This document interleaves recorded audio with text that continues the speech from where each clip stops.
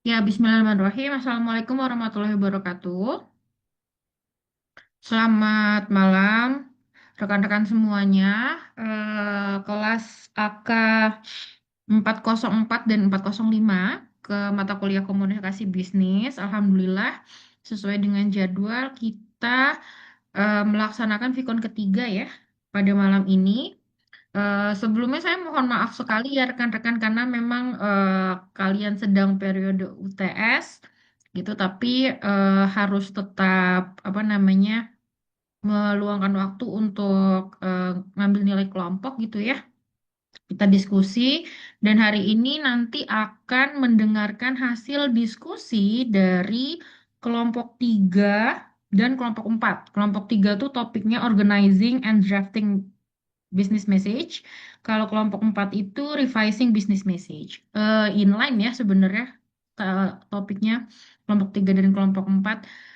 Terus saya juga sudah apa namanya update presensi. Jadi rekan-rekan yang apa namanya sebelumnya presensinya belum terupdate, mohon dicek kembali karena memang sudah saya update presensinya. Jika ada yang belum eh, apa namanya terupdate, boleh menghubungi saya untuk konfirmasi soal buat presensinya. Terus saya juga kita udah share di LMS apa UTS ya, soal UTS-nya gitu cukup banyak gitu. Mohon dikerjakan dengan baik gitu ya, karena nanti semua mahasiswa yang mengikuti mata kuliah ini wajib mengikuti UTS karena itu merupakan salah satu dari eh, kriteria kelulusan dalam mata kuliah ini. Nah, sebelum presentasi dari kelompok 3 dan 4, saya mau remind dulu, mengingatkan soal borang evaluasi kelompok ya, rekan-rekan yang presentasi hari ini. Jadi nanti kita ada penilaian sebaya. Penilaian tidak hanya diberikan oleh saya, tapi juga oleh rekan-rekan yang hari ini presentasi. Kelompok 3 menilai kelompok 4 menilai kelompok 3. Kalau saya nggak salah, borangnya udah pernah saya share di grup ya. Nah, buat rekan-rekan yang belum join grup kelas juga mohon untuk segera join karena saya lihat tadi ada yang kelompok 3 atau 4 ya yang membernya goib gitu ya. Dan tolong diperhatikan jangan sampai skip informasi dan beralasan gitu kalau misalkan tidak bisa ikut diskusi kelompok karena tidak terinfo bahwa ada tugas kelompok gitu ya. Dan saya belum belum nemu solusinya juga, udah ngobrol sama Prodi sama Bu Nur sama Bu Mutiara nanti masih didiskusikan untuk yang jika ada yang goib seperti ini kebijaksanaannya seperti apa untuk nilainya karena seperti yang saya paparkan sebelumnya nilai UAS ini nilai tugas kelompok ini akan menjadi bagian dari nilai UAS gitu ya walaupun bukan seluruhnya gitu jadi komponen dari nilai UAS itu adalah nilai em, tugas kelompok ini jadi make sure emang benar-benar sungguh-sungguh mengerjakan UASnya. Mengerjakan tugas kelompoknya. Oke, untuk chit-chatnya sampai di situ aja ya, rekan-rekan. Kita akan mulai presentasi dari kelompok 3 terlebih dahulu, seperti biasa. Di sini eh, saya mau nanya dulu, untuk perwakilan dari kelompok 3, eh, anggotanya sudah hadir semua kah? Mbak Salsa. Mbak Salsa belum hadir ya? Hadir, Bu. Mbak... Oh, baik, namanya loh Mbak. Saya maaf Oh ya. iya, Jadi iya saya, nggak apa-apa. Lupa saya Heeh. ganti, Bu. Maaf. Oh siap siap siap. Oke oke, nggak apa-apa. Yang penting saya tadi nggak nemu, kirain nggak hadir Mbak. Mbak Salsa, baik Mbak Mari. Nah sebentar ya rekan-rekan ya, saya cek dulu. Mas Farhan sudah hadir. Mohon ditunggu sebentar ya, Bu. Ya boleh. Mbak Siska, silakan di rename ya rekan-rekan ya. Karena kalau lagi saya eh, cek ini, nanti kalau namanya beda, saya bingung. Mas Ilham. Eh, gue also. Oh, ada. Mbak Laila. Nanti kelompok 3 siapa yang akan share screen? Wah, Saya, Bu. iya Mbak Made. Mbak Made ini kayak pernah ikut kelas saya juga ya, tapi saya lupa di mana. Kofifa, Iya Bu, pernah. Mbak Made. Ya, Mbak Made sudah hadir. Mbak Made, Mbak Sabila. Kalau nggak digital marketing, manajemen strategik. Sabila, Alivia. Sebentar ya. Kalau dalam pengerjaannya di kelompok tiga, apakah ada rekannya yang tidak hadir dan tidak kontribusi dari list yang saya berikan? Alivia Selsa sudah hadir, Mas Heriko. Jadi kalau misalkan ada yang tidak kontribusi, tolong diinfokan ke saya ya, supaya bisa saya nilai dengan adil. Gufron. Wow, sudah hadir semua. Baik, dan baik kalau begitu rekan-rekan. Kita akan awali Vikon kali ini dengan pemaparan hasil diskusi dari kelompok 3. Kepada kelompok 3 dipersilahkan untuk memaparkan hasil diskusinya. Silakan share screen dan mohon untuk dilakukan paparannya selama 30 menit dan nanti kita akan lanjutkan dengan sesi discuss. Ya, kelompok 3 dipersilahkan. Izin share screen ya Bu. Ya.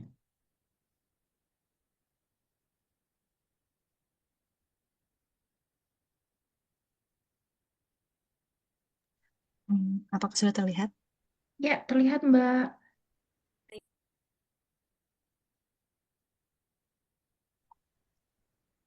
Izin Ibu dan rekan-rekan semuanya, kami dari kelompok 3 AK404 akan mempresentasikan tugas kelompok kami yaitu Organizing and Drafting Business Message.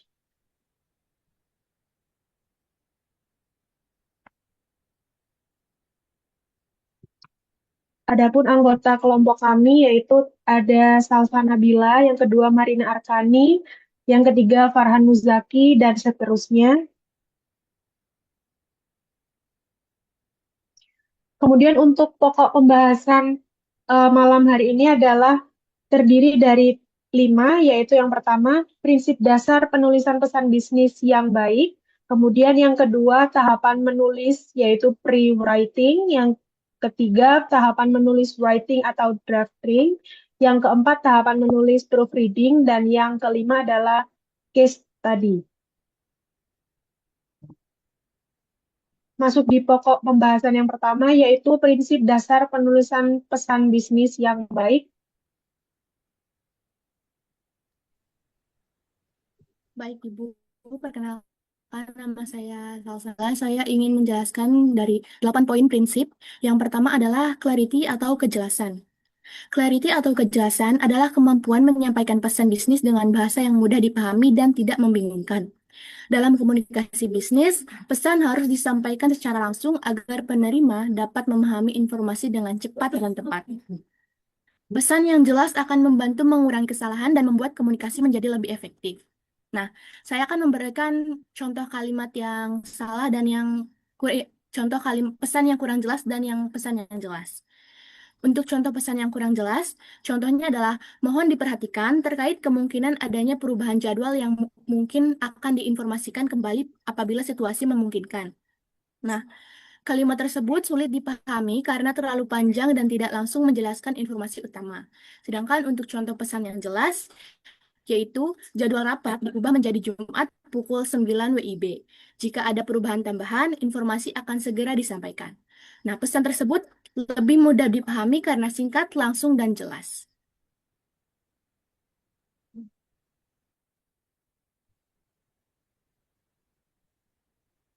Selanjutnya, saya akan membahas salah satu prinsip dalam 7C of Business Communication, yaitu consciousness atau keringkasan. Consciousness di sini berarti komunikasi harus disampaikan secara singkat, padat, dan langsung pada intinya atau to the point, tanpa mengurangi makna atau informasi yang ingin disampaikan. Adapun tujuan dari consciousness ini sendiri adalah untuk menghemat waktu pembaca, mempercepat pemahaman pesan, menghindari salah tafsir, serta membuat komunikasi menjadi lebih profesional dan efektif. Dalam konteks bisnis, hal ini sangat penting karena pembaca biasanya memiliki waktu yang terbatas. Jika pesan disampaikan terlalu panjang dan bertele-tele, biasanya informasi sulit ditangkap atau disalahartikan.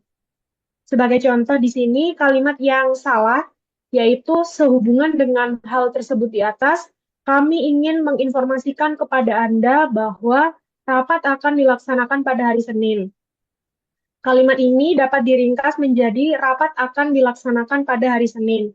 Atau misalnya contoh lain, kami ingin memberitahukan kepada Anda bahwa barang Anda telah kami kirimkan. Sebenarnya kalimat tersebut juga bisa disederhanakan menjadi barang Anda telah dikirim. Dari contoh tersebut terlihat bahwa pesan bisnis yang lebih ringkas tetap dapat menyampaikan makna yang sama, tetapi lebih jelas dan mudah dipahami.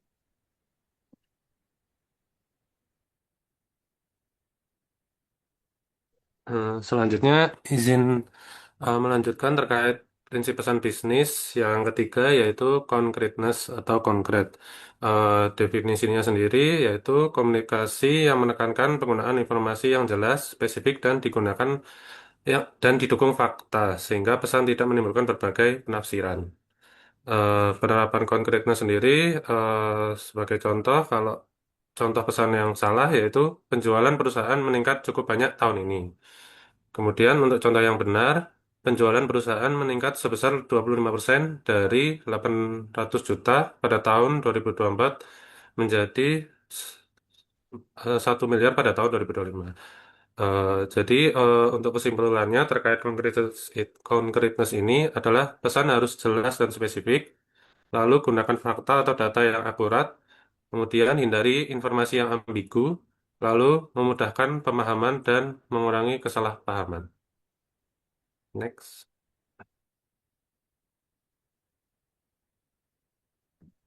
Oke, baik. Selanjutnya kita masuk ke prinsip correctness gitu ya, rekan-rekan dan ibu, yakni adalah kebenaran gitu ya dalam berkomunikasi khususnya dalam berbisnis.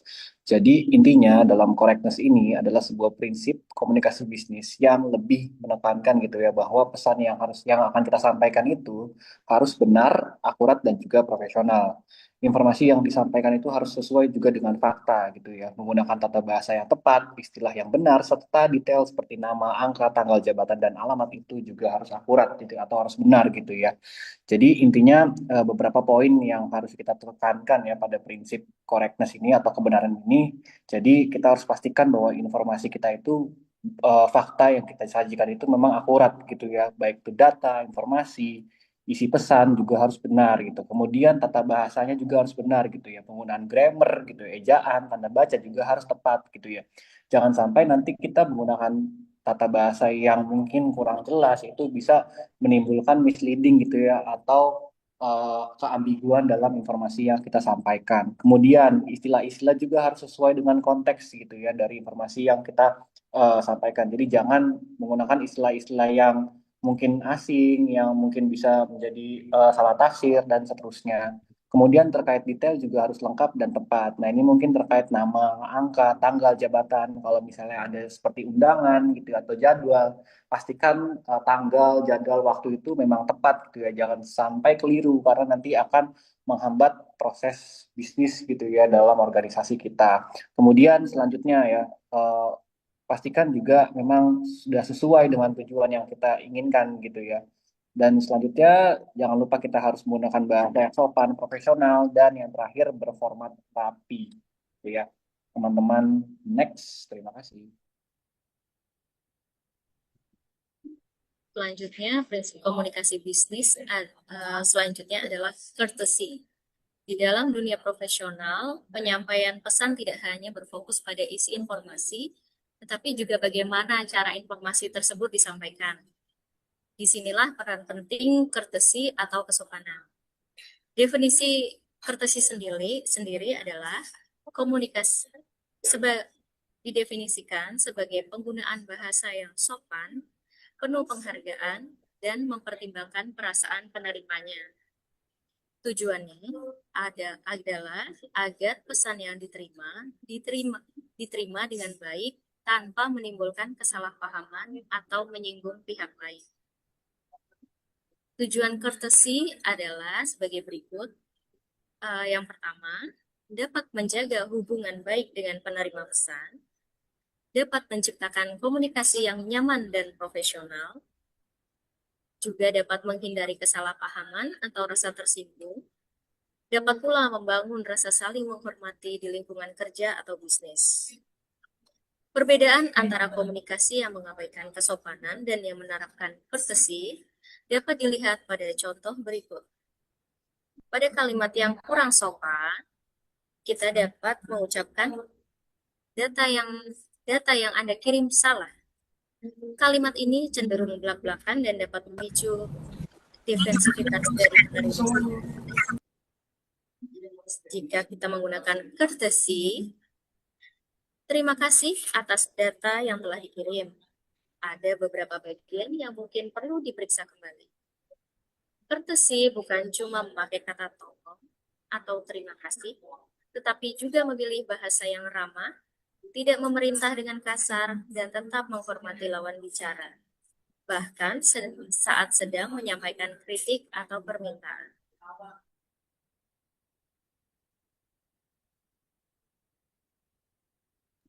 Baik, prinsip selanjutnya yaitu consideration. Sebenarnya prinsip consideration ini atau pertimbangan mirip seperti prinsip courtesy. Tapi untuk penjelasan lebih detailnya dalam pengertiannya yaitu sikap mempertimbangkan dan memperhatikan kebutuhan, kepentingan, perasaan, serta sudut pandang pihak yang menerima pesan atau komunikan. Prinsip ini bertujuan agar pesan yang disampaikan dapat diterima dengan baik, dipahami, dan tidak menimbulkan kesalahpahaman. Jadi untuk pengertiannya itu lebih ke antara dua pihak. Nah, untuk ciri consideration yaitu berorientasi pada penerima pesan, 2 menggunakan bahasa yang sopan dan mudah dipahami, 3 memperhatikan kebutuhan dan kepentingan pihak lain, 4 menunjukkan empati dan rasa hormat, 5 menghindari kata-kata yang dapat menyinggung atau merugikan pihak lain. Next. Untuk ringkasnya, menurut buku The Banshee of Business Communication, consideration berarti komunikator berusaha menempatkan diri pada posisi penerima pesan sehingga komunikasi menjadi lebih efektif. Untuk contoh dari penerapan consideration, contoh salahnya yaitu Anda terlambat mengirim laporan. Untuk benarnya, kami memahami kesibukan yang ada. Mohon bantuan Bapak atau Ibu untuk mengirim laporan agar proses selanjutnya dapat berjalan sesuai jadwal. Jadi lebih menekankan kepada menempatkan diri pada posisi penerima pesan. Nah, untuk tujuan consideration ini yaitu meningkatkan efektivitas komunikasi, membangun hubungan kerja yang baik, mengurangi kesalahpahaman dan konflik, meningkatkan citra profesional, mendorong respon positif, dan menciptakan kepuasan penerima pesan. Next. Selanjutnya untuk completeness atau kelengkapan. Completeness ini dalam arti berarti sebuah pesan harus berisi seluruh informasi yang diperlukan dan relevan bagi penerima untuk mengambil tindakan, buat keputusan, atau memahami situasi secara utuh. Pesan yang lengkap menjawab semua pertanyaan yang mungkin muncul diminta penerima dari pesan tersebut. Mengapa hal ini penting? Lengkap itu mengefisiensikan waktu dan biaya, sehingga kedua belah pihak tidak perlu saling bertanya kembali, menghindari kesalahpahaman, karena kalau pesan tidak lengkap bisa muncul asumsi-asumsi yang berbeda-beda karena informasinya masih sederhana seperti itu. Terus juga untuk komunikasi profesional, menunjukkan adanya pesan yang lengkap ketika itu teliti, kompeten, dan menghargai waktu menerima. Pesan yang lengkap juga sangat penting untuk mengambil keputusan karena jika informasi disampaikan lengkap, maka tidak perlu ada lagi proses revisi atau konfirmasi kembali terhadap hal tersebut. Lalu yang potensi yang berikutnya juga untuk meningkatkan peluang respon yang diinginkan. Untuk membuat pesan yang lengkap, kita bisa menggunakan tools yang paling sering umum kita tahu yaitu 5W dengan 1H. Next. Contoh kalimat pesan yang kita lakukan adalah bagi revisi brosur. Isi emailnya adalah, hai tim desain, tolong segera revisi produk brosur baru kita ini. Ada perubahan warna, teks dari tim marketing dikerjakan secepatnya. Terima kasih. Tentunya ada beberapa kendala atau yang belum lengkap yang membuat kalimat pesan ini belum komplit karena kita tidak tahu buatnya itu kita tidak tahu perubahan itu perubahan apa, perubahan warna, tidak ada spesifikasinya, yang dirubah-rubah sebagai linear. Lalu untuk alasan kenapa dilakukan perubahan pun tidak ada disebutkan, hanya disebutkan ini pesan dari marketing. Itu untuk bagian siapa yang bertanggung jawab terkait perubahan ini, siapa yang orang marketing bisa dihubungi terkait perubahan ini juga tidak dicantumkan. Lalu untuk kapan batas kamu deadline dari secepatnya itu masih rancur hari ini, besok, atau sebagainya. Lalu untuk organ-organnya itu adalah file revisinya di mana mereka relasi dan di mana pula file contoh untuk perubahannya tidak terlampiran atau kapan. Hingga dari revisi ini kita bisa melakukan perbaikan setiap sebuah bisnis ini menjadi kalimat pesan yang sangat komplit yang bukti dan berikutnya.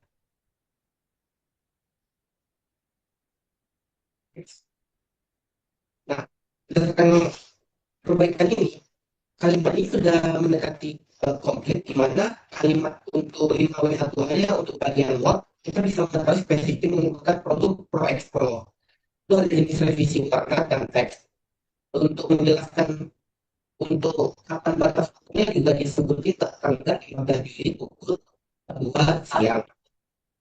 Lalu untuk bagian alasan perubahannya juga disebutkan dengan tingkat perubahannya ada dua alasan, yang pertama untuk warna dan untuk bagian teks. Lalu disebutkan juga untuk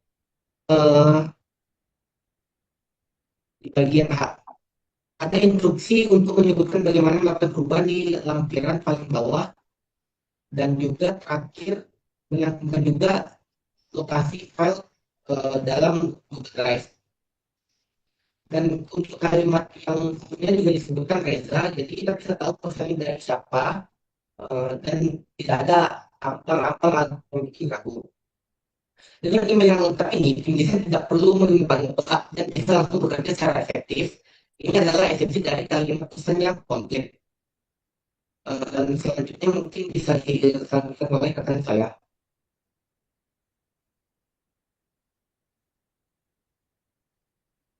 Baik, selanjutnya saya akan menjelaskan mengenai tahapan menulis dalam komunikasi bisnis, yaitu pre-writing.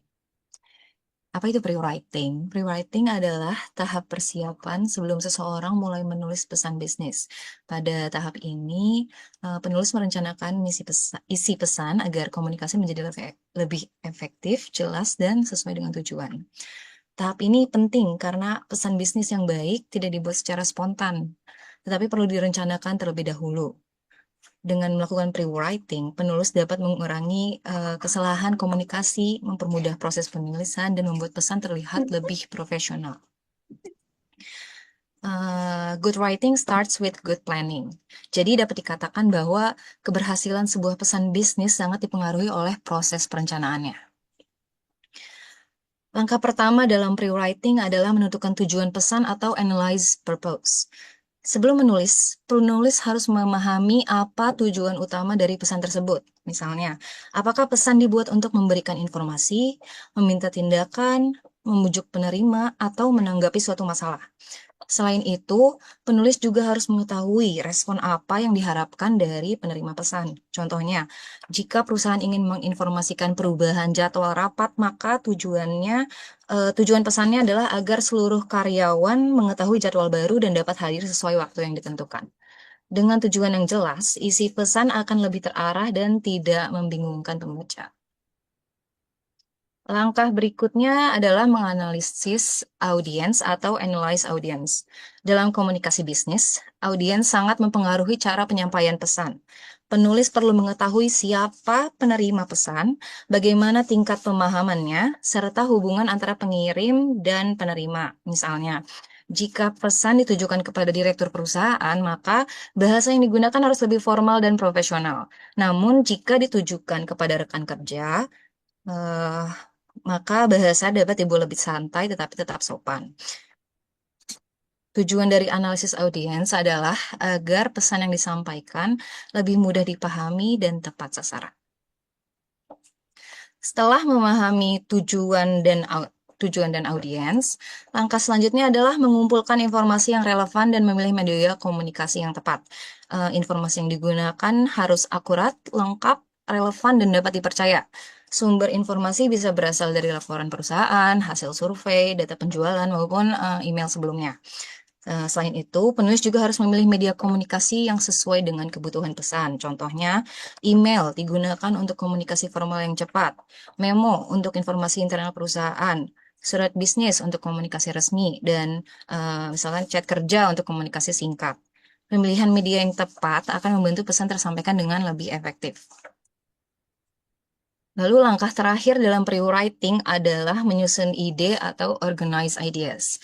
Ide perlu disusun secara runtut agar pesan mudah dipahami oleh pembaca. Biasanya penulis menentukan poin utama terlebih dahulu, lalu membuat outline atau urutan informasi yang akan disampaikan. Dalam komunikasi bisnis juga terdapat dua pendekatan penyusunan pesan, yaitu direct approach dan indirect approach. Direct approach digunakan ketika inti pesan disampaikan langsung di awal, yaitu pendekatan ini biasanya digunakan untuk pesan rutin atau informasi baik atau permintaan sederhana. Contohnya, rapat akan dilaksanakan pada Senin pukul 9. Sedangkan indirect approach digunakan ketika penulis perlu memberikan penjelasan terlebih dahulu sebelum menyampaikan inti pesan. Pendekatan ini biasanya digunakan untuk penolakan, komplain, atau berita buruk. Contohnya, setelah mempertimbangkan berbagai aspek, kami belum dapat menerima proposal tersebut. Jadi melalui tahap rewriting ini, penulis dapat menyusun pesan bisnis yang lebih jelas, efektif, dan profesional. Selanjutnya akan dijelaskan oleh rekan saya.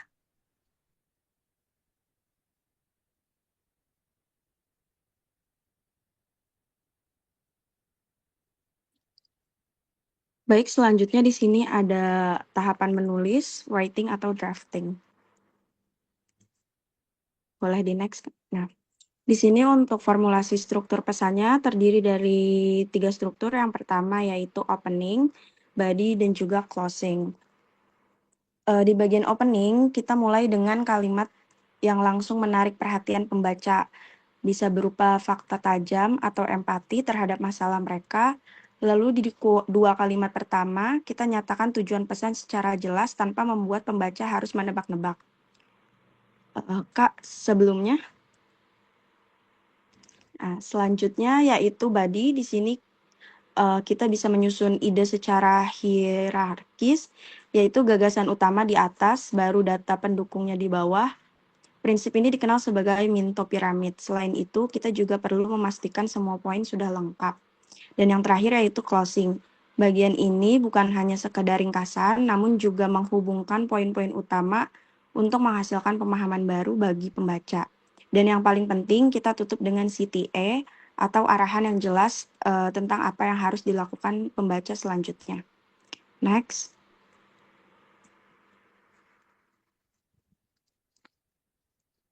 Di sini ada teknik penulisan draft. Terdiri dari kalimat aktif dan juga kehematan kata. Di sini ada dinamika aktif mengutamakan struktur SPOK aktif agar kalimat lebih lugas.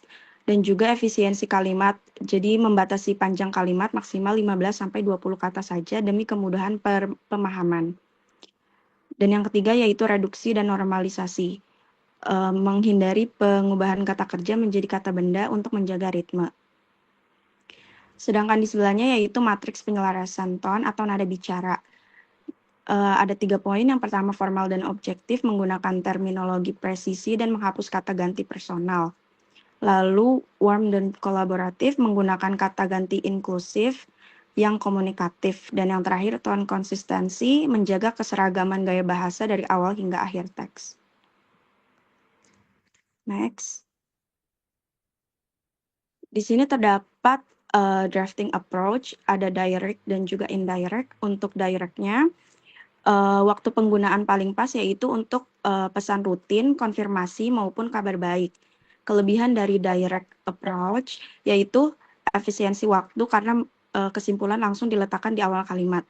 Sedangkan indirect approach, waktu penggunaan yang paling tepat yaitu pada pesan sensitif atau kabar buruk. Adapun kelebihannya yaitu menggunakan kalimat pembuka yang netral untuk membangun pemahaman konteks sebelum inti pesan guna mencegah sikap defensif dari pembaca. Next. Di sini ada contoh penerapannya. Adapun untuk pendekatan direct atau pendekatan langsung, pesannya langsung. Jadi kalimatnya, dengan senang hati kami sampaikan bahwa proposal proyek Anda telah disetujui. Tim kami akan segera mengirimkan jadwal implementasi. Jadi pesan yang dikirimkan singkat, jelas, dan langsung pada intinya. Sedangkan untuk pendekatan indirect, pesannya dimulai dengan mengapresiasi usaha penerima terlebih dahulu, sebelum akhirnya menyampaikan bahwa dana hibah belum bisa dialokasikan. Dengan cara ini, pembaca merasa dihargai meskipun menerima kabar yang kurang menyenangkan. Next.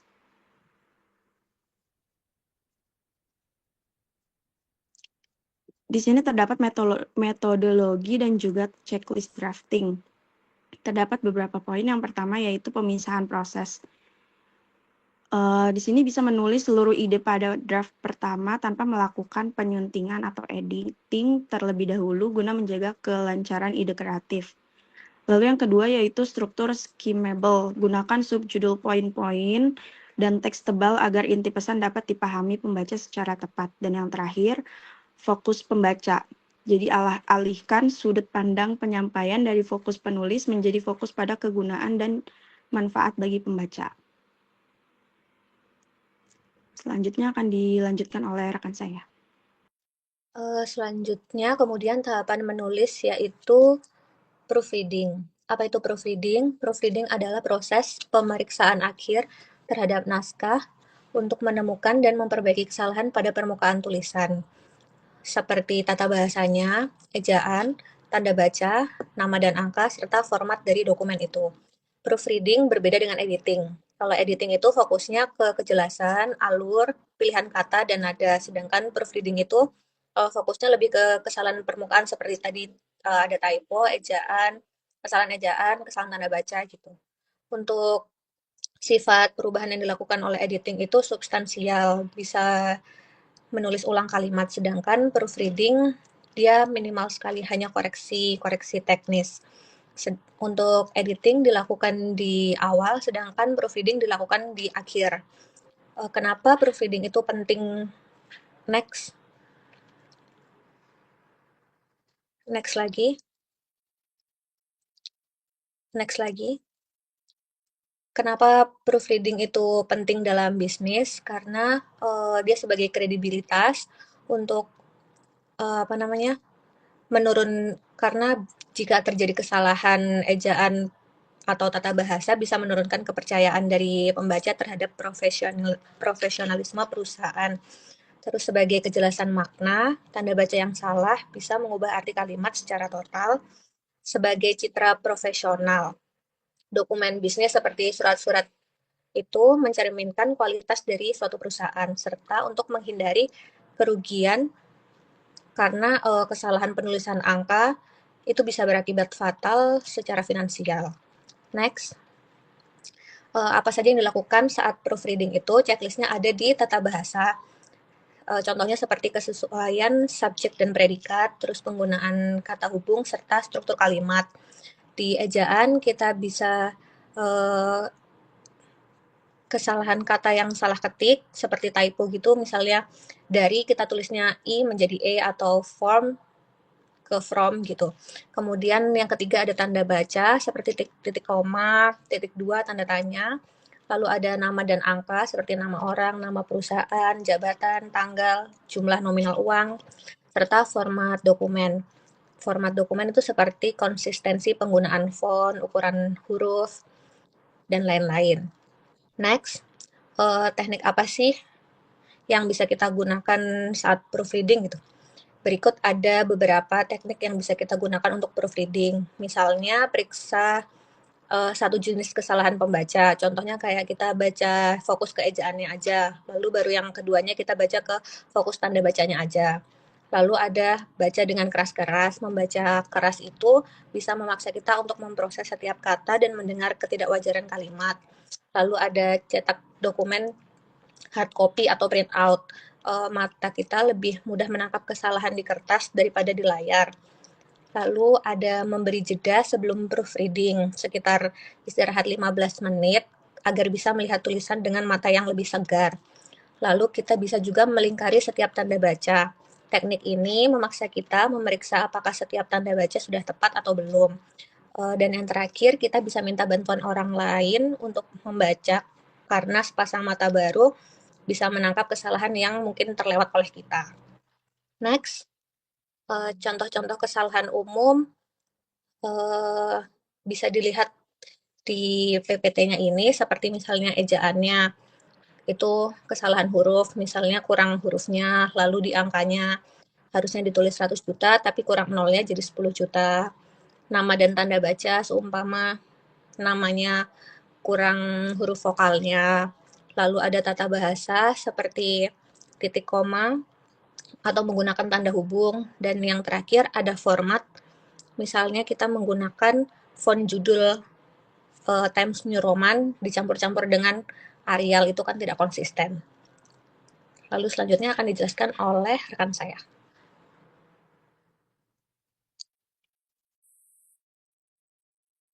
Baik, terima kasih. Selanjutnya ialah contoh-contoh dari apa yang teman-teman saya tadi di kelompok jelaskan ya. Ini bakal berupa kalimat-kalimat. Kebetulan untuk saya ini saya ambil dari kalimat-kalimat pemerintah atau kalimat-kalimat yang viral di Indonesia seperti itu. Next. Yang untuk yang pertama itu Pertamina ya. Seperti kita tahu kan ada kenaikan harga. Pertamina sendiri mengumumkan harga resmi BBM itu, saya kutip beberapa yang dijadikan sebagai contoh pesan baik. Seperti ini, Pertamax Turbo menjadi 9.400 dari 13.100, Dexlet jadi 23.600, Pertamina Dex seterusnya dalam rangka mengimplementasikan keputusan Menteri SDM nomor 245.K. Pertalite dan solar subsidi tidak mengalami perubahan. Kenapa hal ini merupakan contoh case dari pesan bisnis yang baik? Karena itu memenuhi 6 dari 7 kriteria yang ada, yaitu ada clear, concise, konkret, korek, koheren, dan komplit. Mengapa itu disebut baik? Karena alasan-alasannya ialah menyebutkan dasar hukumnya. Ada tanggalnya, ada harga lama dan harga baru, per produk secara spesifik, dan menegaskan produk mana yang tidak naik. Memberikan kepastian kepada publik dengan data yang dapat diverifikasi langsung di My Pertamina. Next. Selanjutnya ada dari Goto atau Gojek Tokopedia. Ini siaran atas BHR tahun kemarin ya. BHR tahun ini juga. Untuk BHR tahun ini itu disiarkan bahwasanya perusahaan menyediakan anggaran sebesar 100-110 untuk BHR, meningkat 2 kali lipat dibandingkan tahun sebelumnya, menjangkau lebih dari 850.000 mitra pengemudi dari berbagai aplikator dengan total sekitar 220 M. Mengapa hal ini baik? Karena ini memenuhi seluruh kriteria dari pesan yang baik itu. Seperti ada angka spesifik, kemudian ada perbandingan tahun lalu, ada jumlah penerima, ada dasar hukumnya, kemudian ada konteks kebijakan pemerintah, semuanya tercantum dalam satu komunikasi yang ringkas ya. Seperti itu. Next. Kemudian ada yang selanjutnya itu program BPJS. Ini siaran tahun lalu, yaitu mitra juara di Surabaya dapat mendaftarkan diri di aplikasi Gojek mulai 11 Desember 2025. Kepesertaannya berlaku dari 2 Januari 2026. Sedangkan di luar Surabaya dibuka 1 Januari dan kepesertaannya berlaku 2 Februari 2026. Ini juga memenuhi seluruh analisis dari 7C tersebut. Kenapa? Karena ada tanggal pendaftarannya dan tanggal berlaku. Disebutkan juga per wilayahnya, Surabaya dan luar Surabaya, cara daftarnya melalui aplikasi. Kemudian kutipan CEO itu memberi akuntabilitas atau kepastian hukum. Kemudian ada pesan yang berorientasi pada audiens atau mitra, bukan pada perusahaan. Jadi lebih menggambarkan apa yang diharapkan atau apa yang ingin disampaikan kepada para Gojekers atau para mitra Gojek seperti itu. Selanjutnya akan dijelaskan sama teman saya pesan-pesan yang lain. Pada slide ini saya akan menjelaskan contoh pesan dari BCA mengenai pemeliharaan sistem BCA mobile. yaitu contoh pesannya, halo nasabah BCA, untuk meningkatkan kualitas layanan, BCA Mobile akan menjalani pemeliharaan sistem pada Sabtu, Juni 2026 pukul 11 malam sampai 02 malam. Kami mohon maaf atas ketidaknyamanan yang terjadi dan berterima kasih atas pengertian Anda. Nah, selanjutnya itu analisisnya berdasarkan 7C of Business Communication. Pesan ini memenuhi prinsip clear karena tujuan komunikasinya jelas, yaitu memberikan pemberitahuan terkait maintenance system, kemudian konsis karena informasi disampaikan secara singkat dan langsung pada pokok permasalahan. Yang ketiga yaitu congrats. BCA mencantumkan detail yang spesifik seperti tanggal, jam pelaksanaan, dan dampak yang mungkin dirasakan nasabah.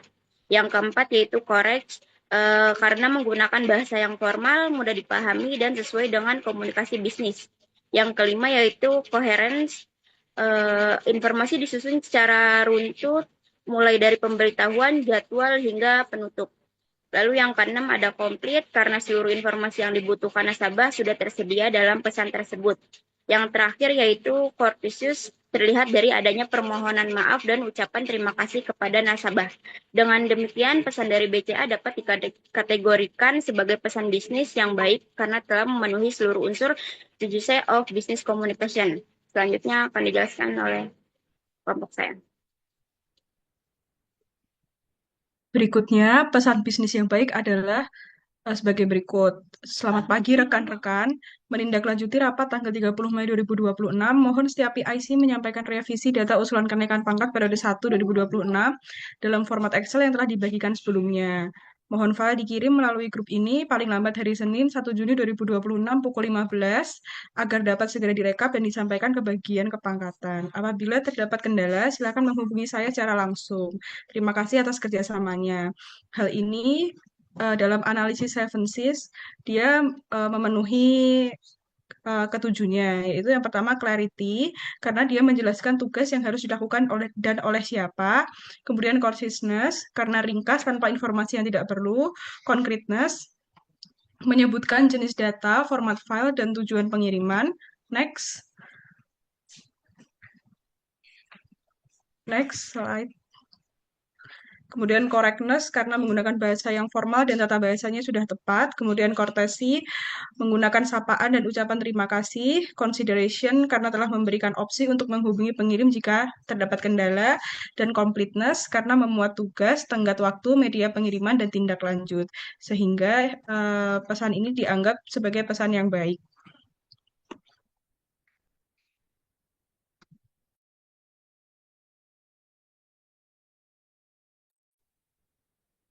Baik, izin kami lanjutkan dengan contoh pesan yang buruk ya. Kalau tadi sudah pesan yang baik, ini pesan yang buruk. Monggo next. Oke, izin saya menjelaskan untuk analisis 7C of Business Communication pesan buruk. Contohnya yaitu, halo, maaf ya, kami tidak bisa menerima kamu di posisi ini karena pelamar lain lebih cocok. Terima kasih sudah mendaftar. Itu adalah salah satu pesan buruk yang ditulis. Ada salah satu alasannya yaitu dari analisis of 7C. Yang pertama dari clarity, kejelasan, kurang jelas. Tidak ada penyebut nama pelamar, nama perusahaan, maupun posisi yang dilamar. Lalu dari conciseness-nya, ringkasannya, sangat ringkas, namun kehilangan unsur profesionalisme. Lalu dari konkret, terlalu abstrak. Alasan pelamar lain lebih cocok terasa tidak spesifik.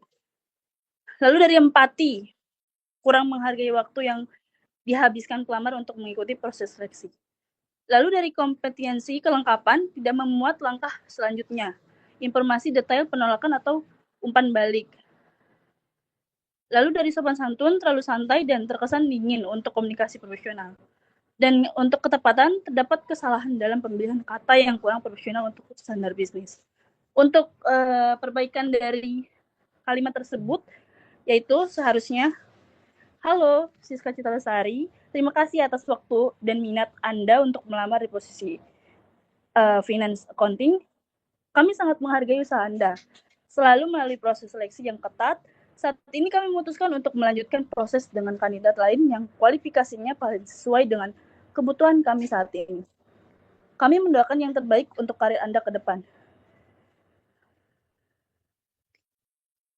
Dan untuk pesan tersebut itu lebih elegan dan lebih cocok di 7C Communication of Business. Selanjutnya akan dilanjutkan oleh rekan saya. Berikutnya, contoh pesan bisnis yang buruk adalah sebagai berikut. Teman-teman, terkait pekerjaan yang kemarin sudah dibahas, tolong segera diselesaikan dan dikirim secepatnya. Jangan sampai terlambat, karena nanti akan berdampak ke proses berikutnya. Mohon kerjasamanya. Apabila dilakukan analisis 7Cs, di bagian clarity, ini kurang karena tidak dijelaskan pekerjaan apa yang dimaksud. Kemudian di bagian consciousness, dia sudah cukup karena pesannya sudah relatif singkat. Kemudian concreteness, dia kurang karena tidak ada detail tugas, format, atau tujuan pengiriman. Correctness-nya sudah baik karena tidak ada kesalahan bahasa yang signifikan. Courtesy sudah cukup baik karena menggunakan kata tolong dan mohon kerjasamanya. Dan untuk consideration serta completeness itu dianggap kurang karena consideration tidak mempertimbangkan kebutuhan informasi penerima untuk menindaklanjuti tugas, dan completeness tidak mencantumkan tenggat waktu, media pengiriman maupun PIC. Pesan ini sopan dan singkat, namun tidak efektif karena penerimanya masih harus menebak apa yang harus dilakukan. Berikutnya akan dijelaskan oleh rekan saya.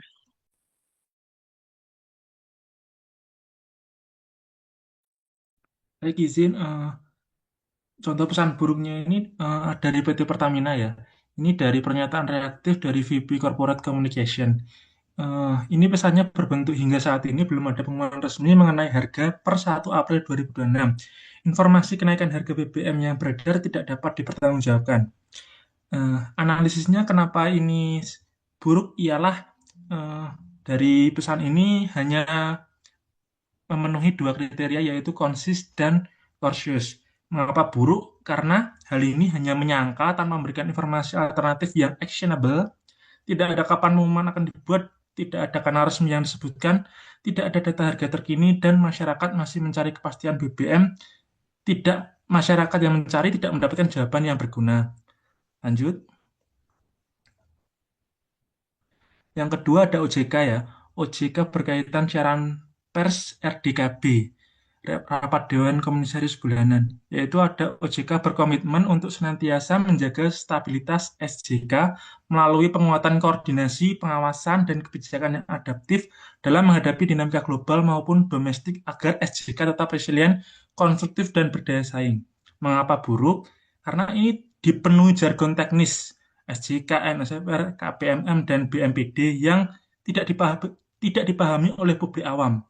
Semua pernyataan bersifat kualitatif akan dioptimalkan, dikembangkan, tanpa satupun target angka terukur, dan tidak ada ringkasan eksekutif yang bisa dicerna.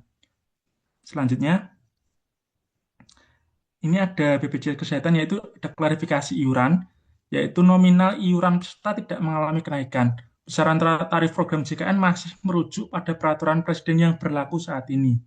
Mengapa hal ini buruk?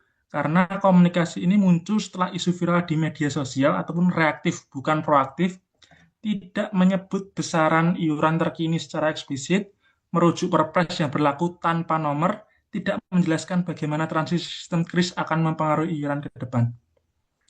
Selanjutnya.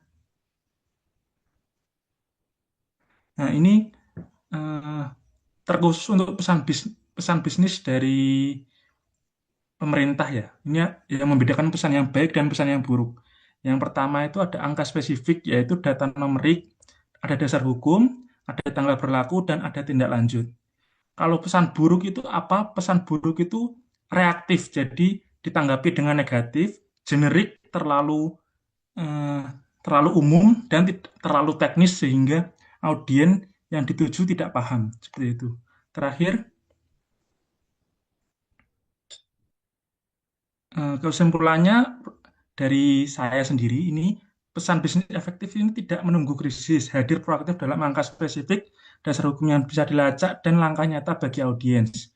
Dari 7C, prinsip konkret dan koheren paling sering gagal dalam praktek komunikasi korporat Indonesia. Pernyataan umum tanpa data tidak membangun kepercayaan. Yang ketiga ialah komunikasi reaktif, yaitu muncul setelah isu viral adalah gejala-gejala kegagalan manajemen isu. Solusinya ada di hulu, rencana komunikasi proaktif sebelum isu meledak. Seperti itu. Sekian presentasi dari kelompok 3. Terima kasih atas waktu yang diberikan oleh teman-teman. Apabila ada pertanyaan, bisa disampaikan sekarang. Saya kembalikan ke Ibu Siva. Terima kasih. Ya, kita berikan apresiasi ya kepada kelompok 3 yang sudah memaparkan hasil diskusinya, baik sekali dan sangat konkret ya. Sampai diberikan case-case yang banyak sekali. Dan kita cukup familiar dengan case-case-nya ya, karena sempat viral juga beberapa waktu lalu. Nah, seperti halnya dengan ini, Mbak Laila lagi di jalan, hati-hati ya Mbak Laila ya. Seperti halnya dengan yang saya sampaikan tadi ya, jadi kelompok 4 dimohon untuk bertanya ke kelompok 3 sebagai bagian dari keaktifan dalam sesi presentasi kelompok ini. Baru nanti ada 2 pertanyaan lagi mungkin kalau maksimal 2 ya, kita buka 3 pertanyaan dulu. Jadi 1 dari kelompok 4, 2 dari rekan-rekan lain yang ingin bertanya juga gitu. Yang hari ini tidak presentasi juga boleh kalau mau bertanya nanti bisa menjadi nilai keaktifan. Dari kelompok 4 dulu ya, berarti ya. Dipersilahkan kepada rekan-rekan kelompok 4 untuk menyebutkan pertanyaannya.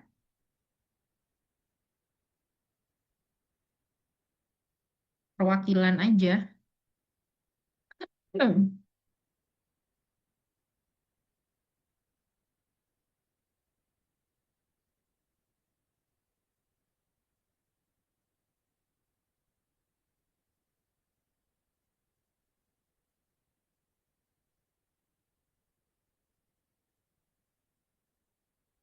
Teman-teman yang lain, yang selain kelompok 4, kita mungkin masih discuss kali ini kelompok 4 ya, tentang pertanyaannya. Yang selain kelompok 4 ada yang mau bertanya, rekan-rekan? Sebenarnya saya ada pertanyaan sih, tapi kalau rekan-rekan mau nanya ya saya tidak bertanya. Karena kan itu memang supaya rekan-rekan aktif. Kalau saya yang nanya nanti berarti fokus pembelajarannya di saya dong. Gimana nih, ada yang mau nanya nggak?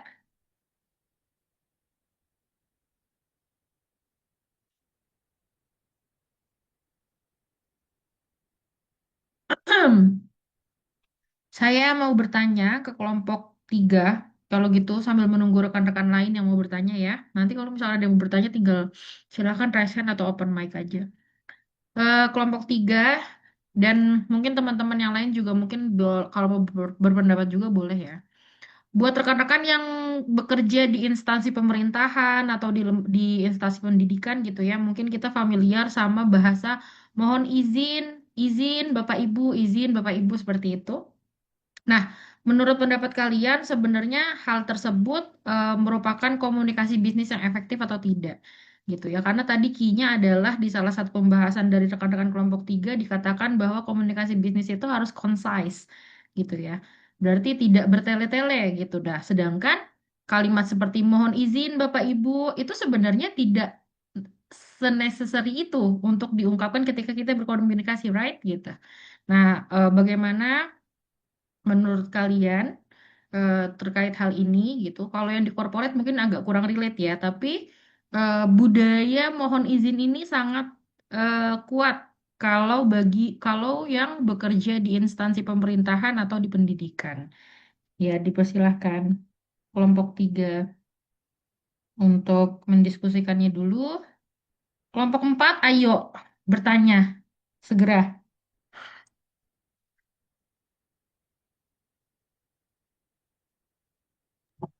Ibu, izin mewakili kelompok saya untuk menjawab.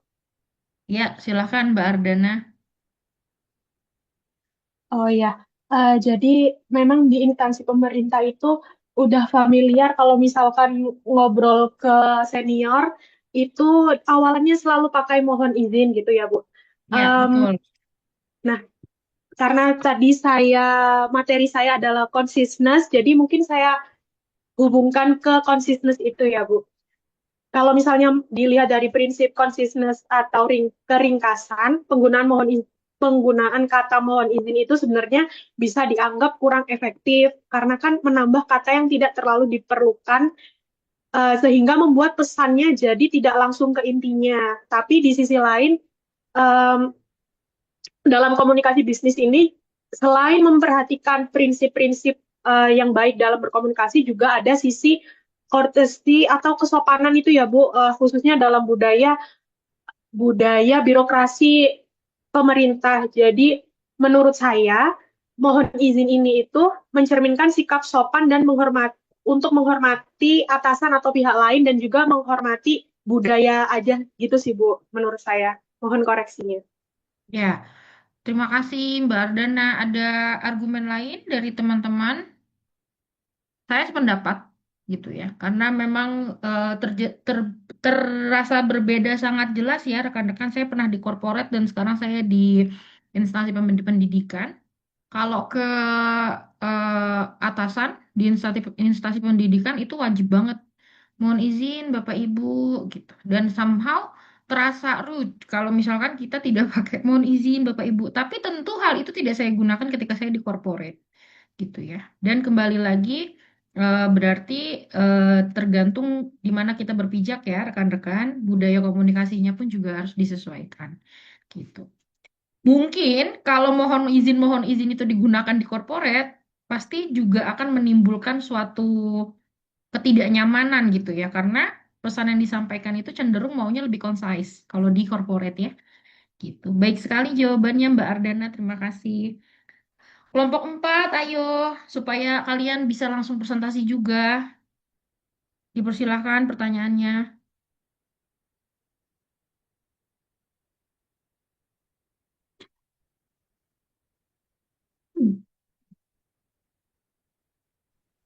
Izin Ibu, mau bertanya dari kelompok 4. Iya, dipersilahkan Mbak Rosalin. Baik, izin Ibu dan teman-teman dari kelompok 3, perkenalkan saya Rosalin Evivani. Dari kelompok 4, untuk kelompok 3 menyampaikan pertanyaan sebenarnya agak simpel, tapi kita nih kepo terkait apakah dari kelompok 3 itu menganggap bahwa pendekatan direct itu selalu lebih efektif daripada indirect. Nah, kalau misalnya menurut dari kelompok 3 iya, mengapa begitu? Mungkin dari kelompok 4 begitu. Terima kasih Ibu dan teman-teman. Ya, baik sekali pertanyaannya ya, kelompok 4. Terima kasih Mbak Rosalin yang sudah mewakili. Boleh didiskusikan dulu kelompok 3 ya.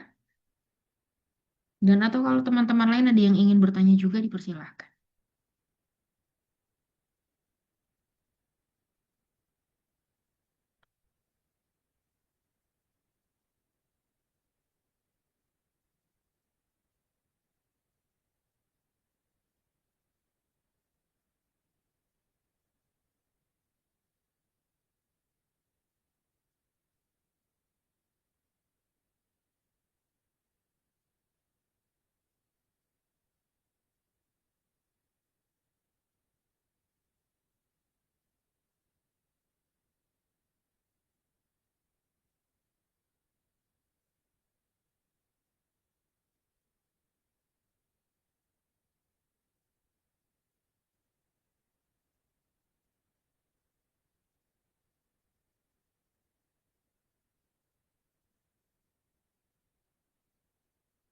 Baik, Ibu izin menjawab.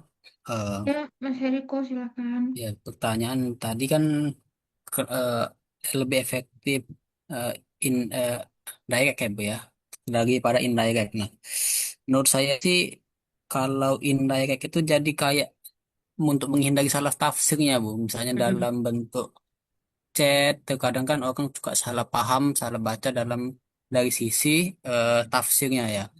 Nah, eh, ini dari prinsip penulisan pesan yang baik juga kan itu ada namanya prinsip concreteness atau concrete yang dijelaskan, yaitu penggunaan informasi yang jelas, spesifik dan dukung fakta sehingga pesan tidak menimbulkan berbagai penafsiran. Gitu Bu dari saya.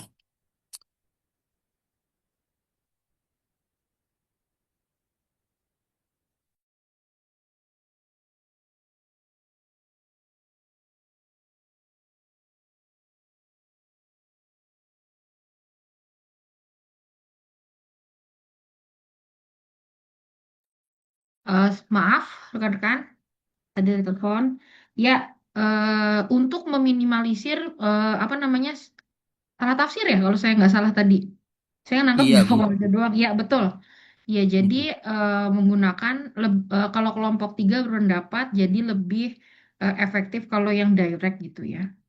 Ya, masalah sebenarnya masalah direct dan indirect ini kalau dibilang mana yang lebih mana yang lebih efektif, kita harus balik lihat ke ekosistemnya ya dan kayak lingkungan dari em, apa namanya company-nya gitu loh rekan-rekan. Balik lagi ke kasus yang tadi ya gitu sebenarnya gitu. Kan kalau misalkan tidak tidak selalu yang direct itu efektif gitu loh. Bisa aja juga pemilihan kata, diksi ini menjadi poin yang penting kalau misalkan mau yang direct tapi tetap efektif gitu loh. Eh, mau yang apa namanya?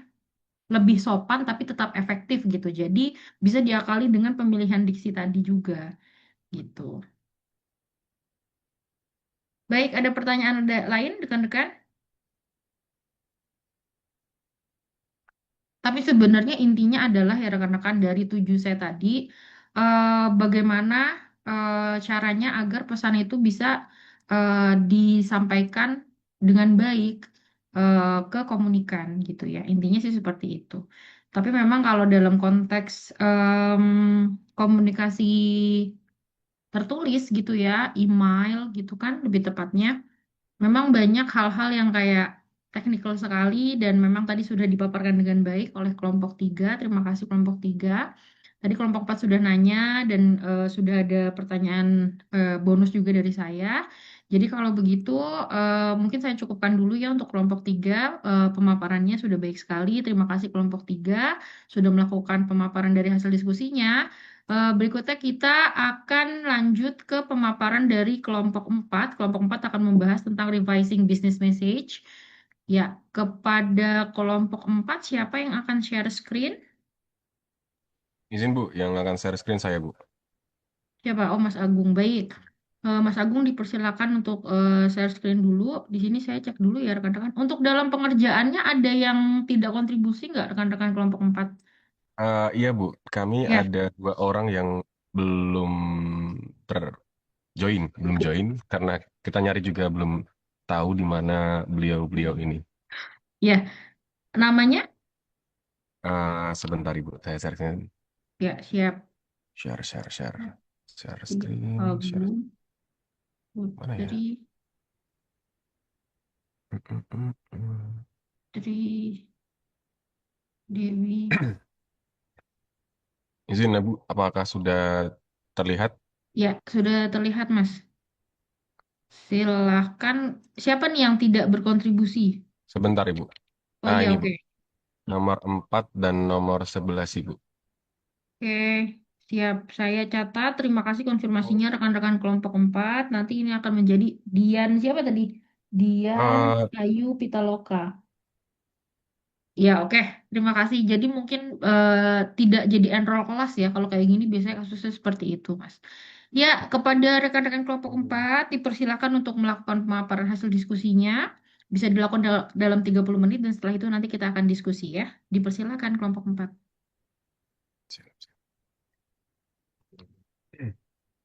Bismillahirrahmanirrahim. Assalamualaikum warahmatullahi wabarakatuh.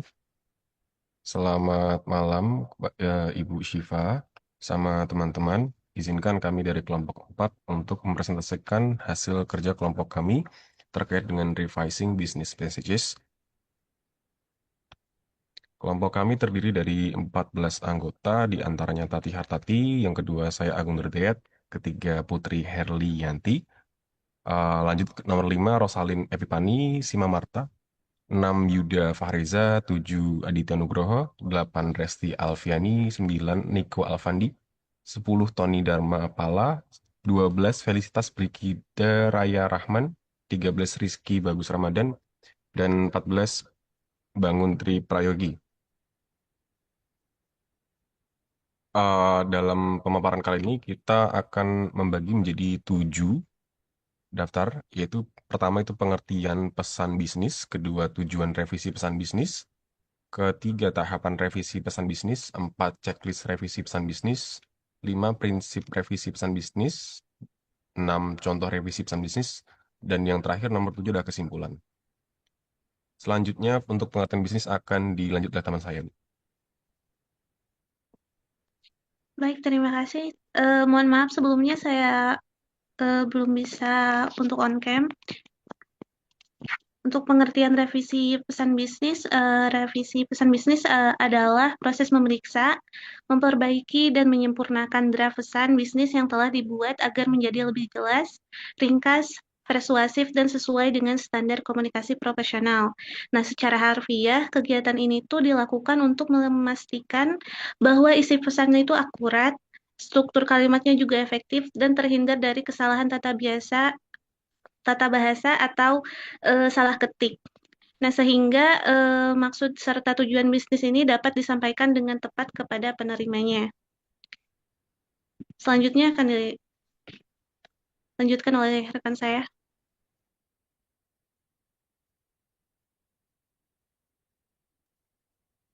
Mengenai tujuan revisi pesan bisnis, yaitu tujuan revisi pesan bisnis adalah untuk meningkatkan kualitas, kejelasan, konsistensi, dan efektivitas pesan agar sesuai dengan tujuan komunikasi dan dapat diterima dengan baik oleh audiens yang mendengarkan. Revisi pesan bisnis menjadi penting di mana tujuannya sebagai berikut. Pertama, meningkatkan kejelasan. Kedua, meningkatkan efektivitas. Ketiga, meningkatkan profesionalisme. Keempat, menghindari kesalahpahaman. Dan yang terakhir, kelima, meningkatkan keterlibatan dari audiens tersebut.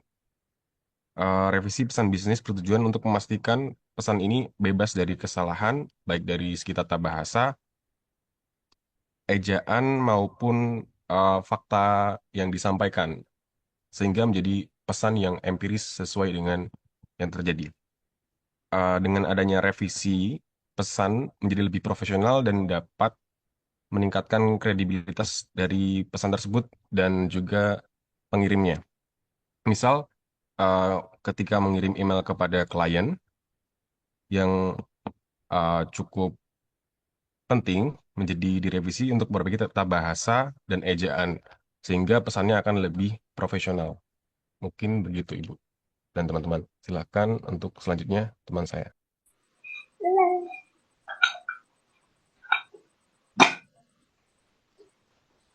Baik. Untuk selanjutnya ada tahapan revisi pesan bisnis. Masuk yang pertama adalah meninjau isi pesan. Pengertiannya adalah meninjau isi pesan merupakan tahapan pertama dalam proses revisi pesan bisnis. Pada tahap ini, penulis mengevaluasi apakah pesan yang disampaikan sudah sesuai dengan tujuan komunikasi dan kebutuhan penerima. Lalu, tahapan meninjau isi pesan itu ada yang kejelasan tujuan, memastikan tujuan pesan sudah jelas dan mudah dipahami oleh penerima. Yang kedua, kelengkapan informasi, memeriksa apakah semua informasi penting telah dicatat belum. Yang ketiga, ada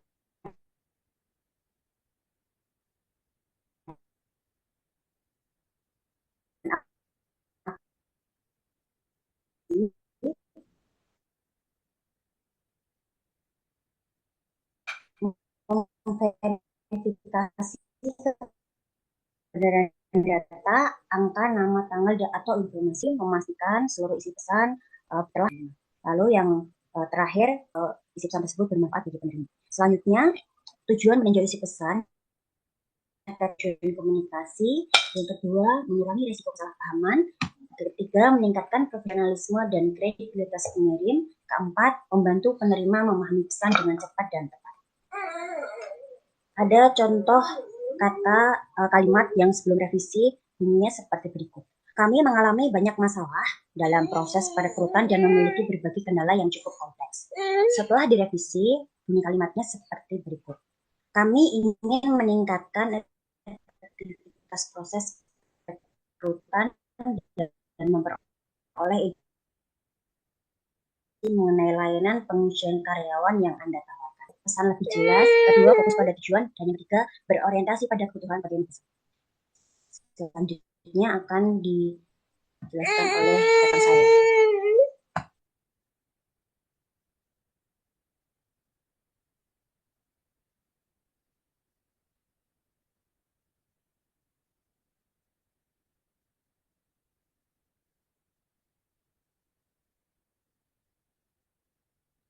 Oke, selanjutnya akan saya lanjut dengan tahapan revisi pesan bisnis dengan meninjau organisasi pesan.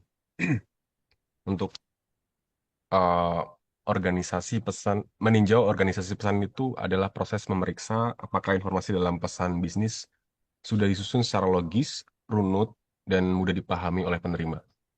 Organisasi yang baik membantu pembaca memahami isi pesan dengan cepat dan menghindari kebingungan. Tujuan daripada tahapan revisi pesan bisnis, yang pertama itu memastikan informasi tersusun secara sistematis, yang kedua membantu penerima memahami pesan dengan mudah, ketiga menekan informasi yang paling penting, keempat meningkatkan efektivitas komunikasi bisnis. Terkait dengan struktur organisasi pesan yang baik, pertama ada pembukaan, dia menjelaskan tujuan utama pesan. Yang kedua, intinya itu adalah isi, dan dia menyampaikan informasi secara rinci dan teratur. Dan terakhir adalah penutup, berisi harapan, tindak lanjut, dan ucapan terima kasih.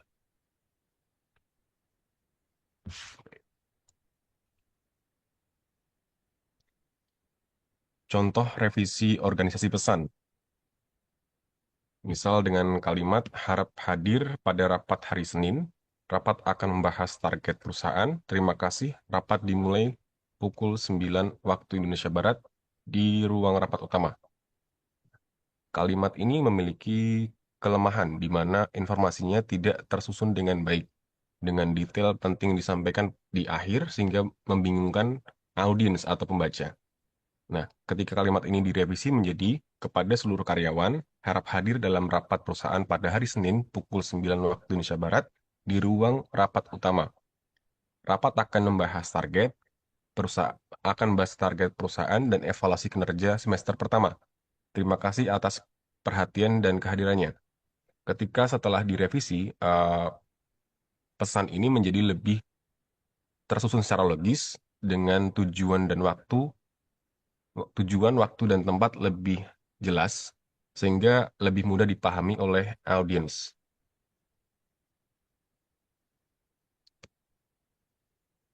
Baik, Selanjutnya akan dilanjut oleh teman saya.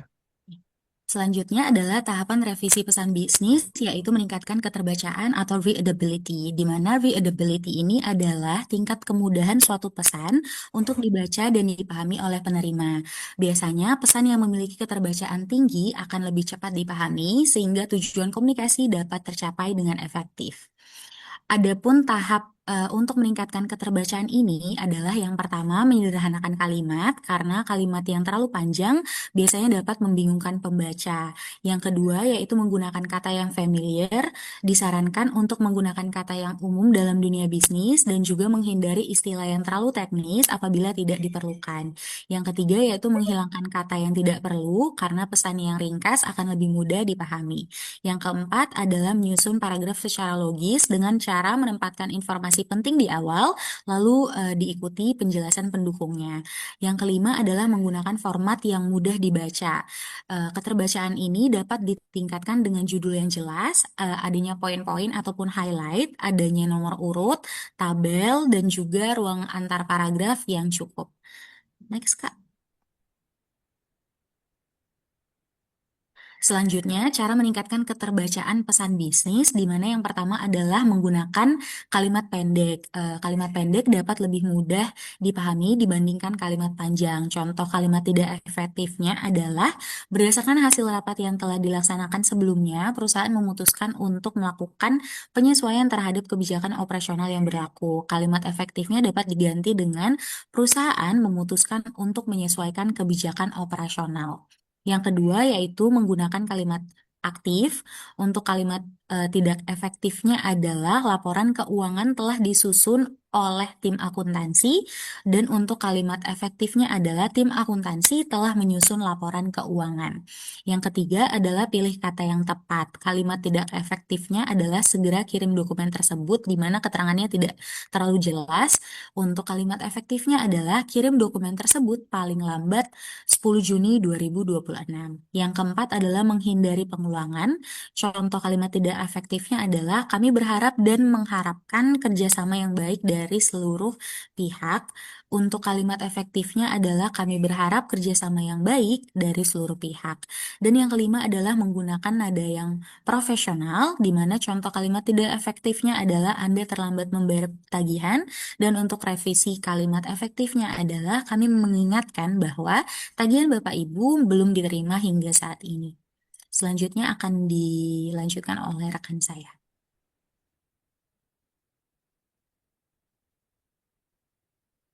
Mohon izin melanjutkan. Sekarang tahapan revisi pesan bisnis yaitu membuat pesan lebih ringkas. Pengertiannya yaitu membuat pesan lebih ringkas adalah proses menghilangkan kata, kalimat, atau informasi yang tidak diperlukan tanpa mengurangi makna utama pesan. Tujuannya adalah untuk menghemat waktu pembaca, untuk mempermudah pemahaman pesan, untuk menghindari pesan yang bertele-tele, dan untuk meningkatkan efektivitas komunikasi bisnis. Next. Berikut adalah cara membuat pesan menjadi lebih ringkas. Ada beberapa cara yang dapat dilakukan. Yang pertama adalah menghilangkan kata-kata yang sebenarnya tidak diperlukan. Kedua, menghindari pengulangan informasi yang sama. Ketiga, menggunakan kalimat yang langsung menuju inti pembahasan. Dan yang terakhir, hanya menyampaikan informasi yang benar-benar penting bagi pembaca. Dengan cara tersebut, pesan akan menjadi lebih mudah dibaca dan lebih efektif dalam mencapai tujuan komunikasi. Next. Berikut adalah contoh menghilangkan kata yang tidak perlu. Sebelum direvisi, kalimatnya berbunyi, pada saat ini kami sedang melakukan evaluasi terhadap program yang sedang berjalan. Kalimat tersebut sebenarnya dapat disederhanakan menjadi, kami sedang mengevaluasi program yang berjalan. Walaupun lebih pendek, makna yang disampaikan tetap sama, bahkan pembaca dapat memahami pesan dengan lebih cepat. Next. Selanjutnya, contoh menghindari pengulangan. Kalimat sebelum direvisi berbunyi, setiap dan masing-masing peserta diwajibkan hadir dalam rapat. Kata setiap dan masing-masing memiliki makna yang hampir sama sehingga cukup menggunakan salah satunya saja. Setelah direvisi, kalimatnya berbunyi menjadi setiap peserta diwajibkan hadir dalam rapat. Kalimat tersebut menjadi lebih profesional, sederhana, dan mudah dipahami. Jadi kesimpulannya pesan yang ringkas membantu pembaca memahami informasi lebih cepat tanpa kehilangan makna yang penting. Next. Selanjutnya dijelaskan oleh teman saya. Terima kasih. Nah, baik, melanjutkan presentasi. Tahapan selanjutnya adalah memperjelas pesan bisnis. Tahapan ini adalah sebuah proses untuk menyempurnakan isi, struktur, dan bahasa pesan bisnis agar informasi yang disampaikan dapat dipahami dengan tepat dan tidak menimbulkan ambiguitas. Tujuannya adalah tidak menyebabkan penafsiran ganda, lalu meminimalisir miskomunikasi, memastikan kesamaan persepsi antara pengirim dan penerima, meningkatkan respon dan tindakan penerima, yang pada akhirnya akan mendorong pengambilan keputusan yang tepat. Next. Pengambilan keputusan yang tepat ini seringkali didasarkan pada informasi yang diterima oleh pengambil keputusan. Jadi, apabila informasi yang kita sampaikan tidak jelas, bisa jadi pengambil keputusan itu pada akhirnya akan meminta informasi lagi yang menyebabkan inefisiensi waktu. Nah, tahapan yang digunakan dalam memperjelas pesan bisnis adalah satu, gunakan bahasa baku dan formal. Lalu yang kedua, menggunakan bahasa yang langsung pada tujuan atau direct. Yang ketiga, menyampaikan informasi dengan jelas dan spesifik. Lalu yang keempat, menghindari penggunaan istilah teknis yang jarang diketahui oleh orang awam. Next. Contoh pesan yang kurang jelas adalah, halo semuanya, dalam waktu dekat akan ada meeting terkait kegiatan X. Mohon bisa hadir dan menyiapkan hal-hal yang diperlukan. Berbeda dengan menyingkat pesan bisnis tadi, jadi di memperjelas ini adalah memastikan bahwa dalam sekali menyampaikan informasi, orang yang menerima informasi ini menerima pesan secara keseluruhan dan tidak perlu mencari informasi lagi. Jadi tidak hanya disingkat, namun kita perlu menemukan balance lah antara mana yang efektif dan mana yang jelas. Nah, setelah direvisi akan menjadi selamat pagi. Mohon kehadiran Bapak Ibu pada rapat persiapan kegiatan X yang akan dilaksanakan pada Selasa 10 Juni 2026 pukul 9 waktu Indonesia Barat di ruang rapat utama. Harap membawa data pendukung sesuai tugas masing-masing.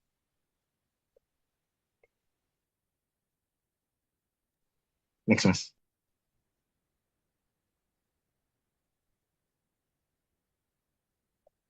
Selanjutnya, saya akan menjelaskan mengenai tahapan revisi pesan bisnis yang keenam, yaitu memperbaiki nada atau tone. Tone adalah cara seorang menyampaikan pesan kepada penerima. Dalam komunikasi bisnis, tone yang baik membantu menciptakan hubungan yang positif, meningkatkan kepercayaan, dan membuat pesan lebih mudah dipahami serta diterima. Oleh karena itu, saat revisi pesan bisnis, kita perlu memastikan bahwa tone yang digunakan sudah tepat. Tone yang baik memiliki beberapa karakteristik, yaitu sopan dan menghargai penerima pesan, profesional sesuai dengan lingkungan bisnis, positif dan membangun, jelas, serta tidak menimbulkan kesan kasar, dan juga empatik dengan mempertimbangkan perasaan maupun sudut pandang si pembaca. Next. Selanjutnya, kita lihat contoh perbaikan tone dalam pesan bisnis. Pada contoh sebelum revisi, kalimat yang digunakan adalah, Anda terlambat mengirim laporan, sehingga pekerjaan kami menjadi terhambat. Kalimat ini terdengar menyalahkan dan dapat menimbulkan kesan negatif pada penerima pesan. Akibatnya, penerima bisa merasa tidak nyaman atau bahkan defensif terhadap pesan yang disampaikan. Nah, setelah direvisi, kalimat tersebut menjadi kami akan sangat menghargai apabila laporan dapat dikirim sesuai jadwal, agar proses pekerjaan dapat berjalan dengan lancar. Kalimat hasil revisi ini terdengar lebih sopan dan juga profesional. Selain itu, fokusnya bukan pada kesalahan penerima, melainkan pada solusi dan harapan untuk kelancaran pekerjaan bersama. Dengan demikian, pesan lebih mudah diterima dan dapat mendorong kerjasama yang lebih baik. Jadi, dapat disimpulkan bahwa memperbaiki nada atau tone merupakan langkah penting dalam revisi pesan bisnis karena dapat membuat komunikasi lebih efektif, menjaga hubungan profesional, dan meningkatkan kemungkinan pesan diterima dengan baik oleh penerima. Demikian penjelasan mengenai memperbaiki nada atau tone dalam revisi pesan bisnis. Selanjutnya, materi berikutnya akan disampaikan oleh rekan saya. Terima kasih.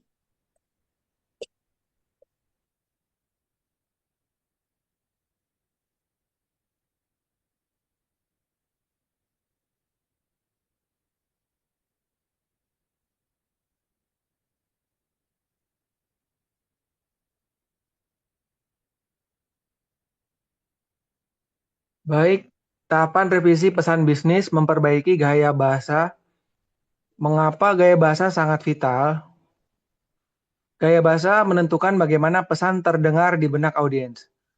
Jadi gaya bahasa itu bukan sekedar estetika, tapi gaya bahasa itu membangun profesionalisme dan kejelasan instan. Boleh next?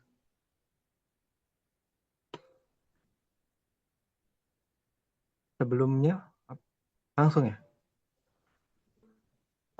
Memperbaiki. Oke. Panduan praktis merevisi gaya bahasa. Yang pertama, identifikasi dan ubah konstruksi pasif. Cari kata kerja berawalan di, misalkan dikerjakan, dianalisis, dan ganti menjadi kata kerja yang aktif, yaitu berawalan me jika subjeknya jelas. Yang kedua, sederhanakan frase kata benda. Ubah frase seperti melakukan perdebatan menjadi berdebat, atau melakukan implementasi cukup dengan mengimplementasikan. Yang ketiga, gunakan pendekatan berorientasi audiens atau U attitude. Ubah fokus kalimat dari perspektif pengirim menjadi manfaat langsung yang akan diterima oleh pembaca. Yang keempat, baca nyaring saat proofreading. Membaca draft secara lantang dapat membantu mendeteksi rima kalimat yang kaku, nafas yang terengah-engah, atau nada yang terdengar janggal. Boleh next? Pemeriksaan akhir atau biasa kita kenal dengan proofreading.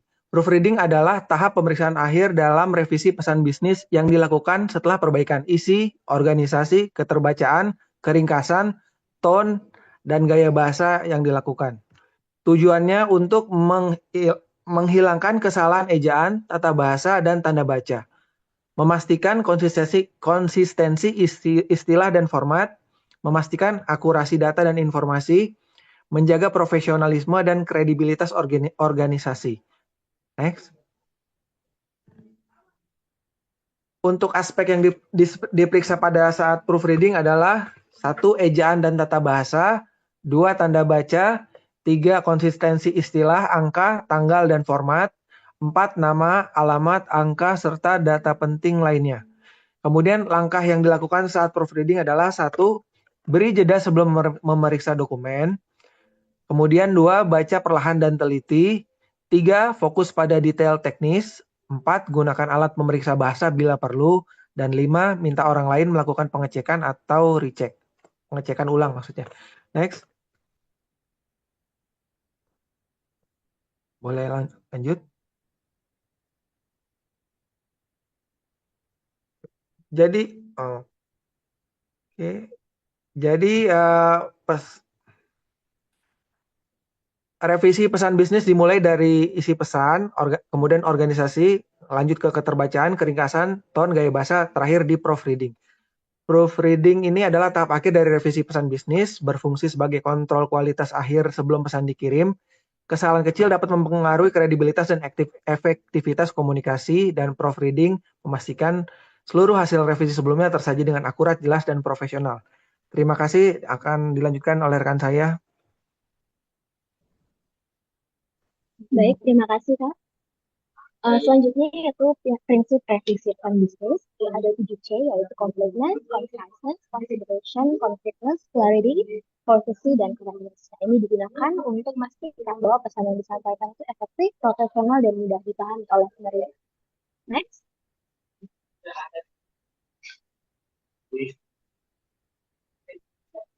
Boleh next?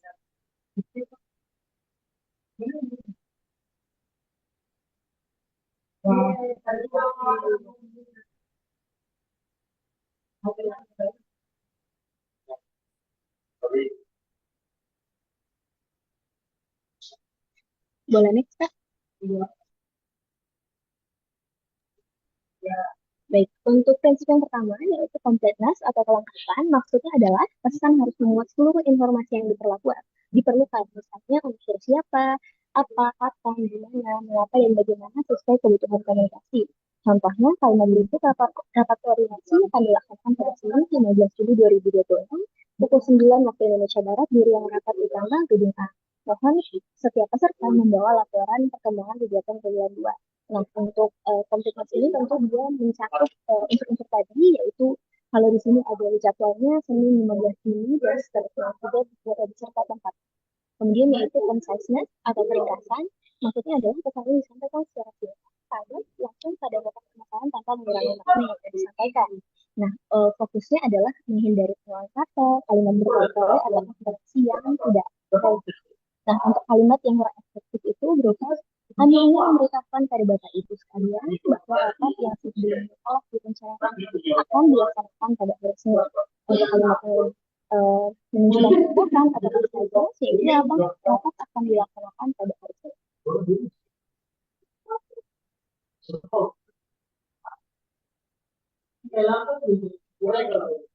Ada yang bocor. Baik, untuk selanjutnya yaitu consideration atau pertimbangan. Maksudnya adalah pesan yang disampaikan itu harus mempengaruhi kebutuhan dari peserta. Nah, untuk consideration ini perlu menempatkan diri sebagai penerima supaya pesan itu dapat diterima dengan baik dan respons yang diharapkan. Contohnya untuk memudahkan proses penyusunan laporan, kami lampirkan format yang dapat langsung digunakan oleh peserta.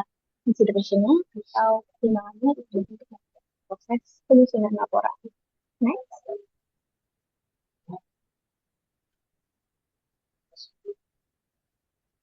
Untuk yang selanjutnya yaitu concreteness atau konkret, maksudnya adalah pesan itu harus jelas, spesifik, terbuka, dan bukan asal atau sampah. Tujuannya yaitu menghindari ambiguitas dan meningkatkan kredibilitas. Contohnya untuk kalimat yang kurang efektif yaitu pembangunan akan segera selesai. Nah, ini tentu tidak konkret karena tidak berbasis fakta dan sama selesainya itu segeranya kapan. Nah, untuk itu konkretnya adalah pembangunan akan selesai pada 10 Juni 2026 karena memuat angka atau sesuai dengan fakta yang ada. Karena ciri khas dari konsep ini adalah berupa angka, data, nama, lokasi, ukuran, harga, atau fakta. Kemudian yang berikutnya adalah clarity atau kejelasan. Maksudnya adalah pesan harus mudah dipahami, menggunakan bahasa yang sederhana, sesuai yang logis, dan juga bertele-tele. Maksudnya agar pendampingnya tidak salah menafsirkan maksud dari pesan tersebut. Nah, contohnya, tolong perbaiki bagian yang bermasalah. Kalimat ini tentu tidak membuat clarity atau kejelasan karena tidak jelas bagian yang bermasalah itu mana. Itu untuk merevisinya yaitu tolong perbaiki bagian laporan karena bagian tersebutlah yang bermasalah. Untuk clarity ini tentu akan membuat kalimat jadi lebih jelas. Langsung ke inti dan tanpa jargon atau metode.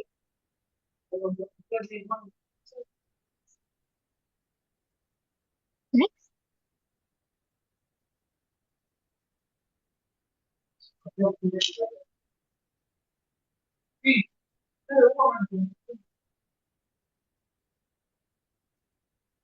Selanjutnya yaitu profesi atau kesantunan. Maksudnya adalah pesan harus sopan, menghargai penerima, dan menggunakan nada positif. Tujuannya tentu untuk membangun hubungan baik, menghindari kesan kasar atau menggurui.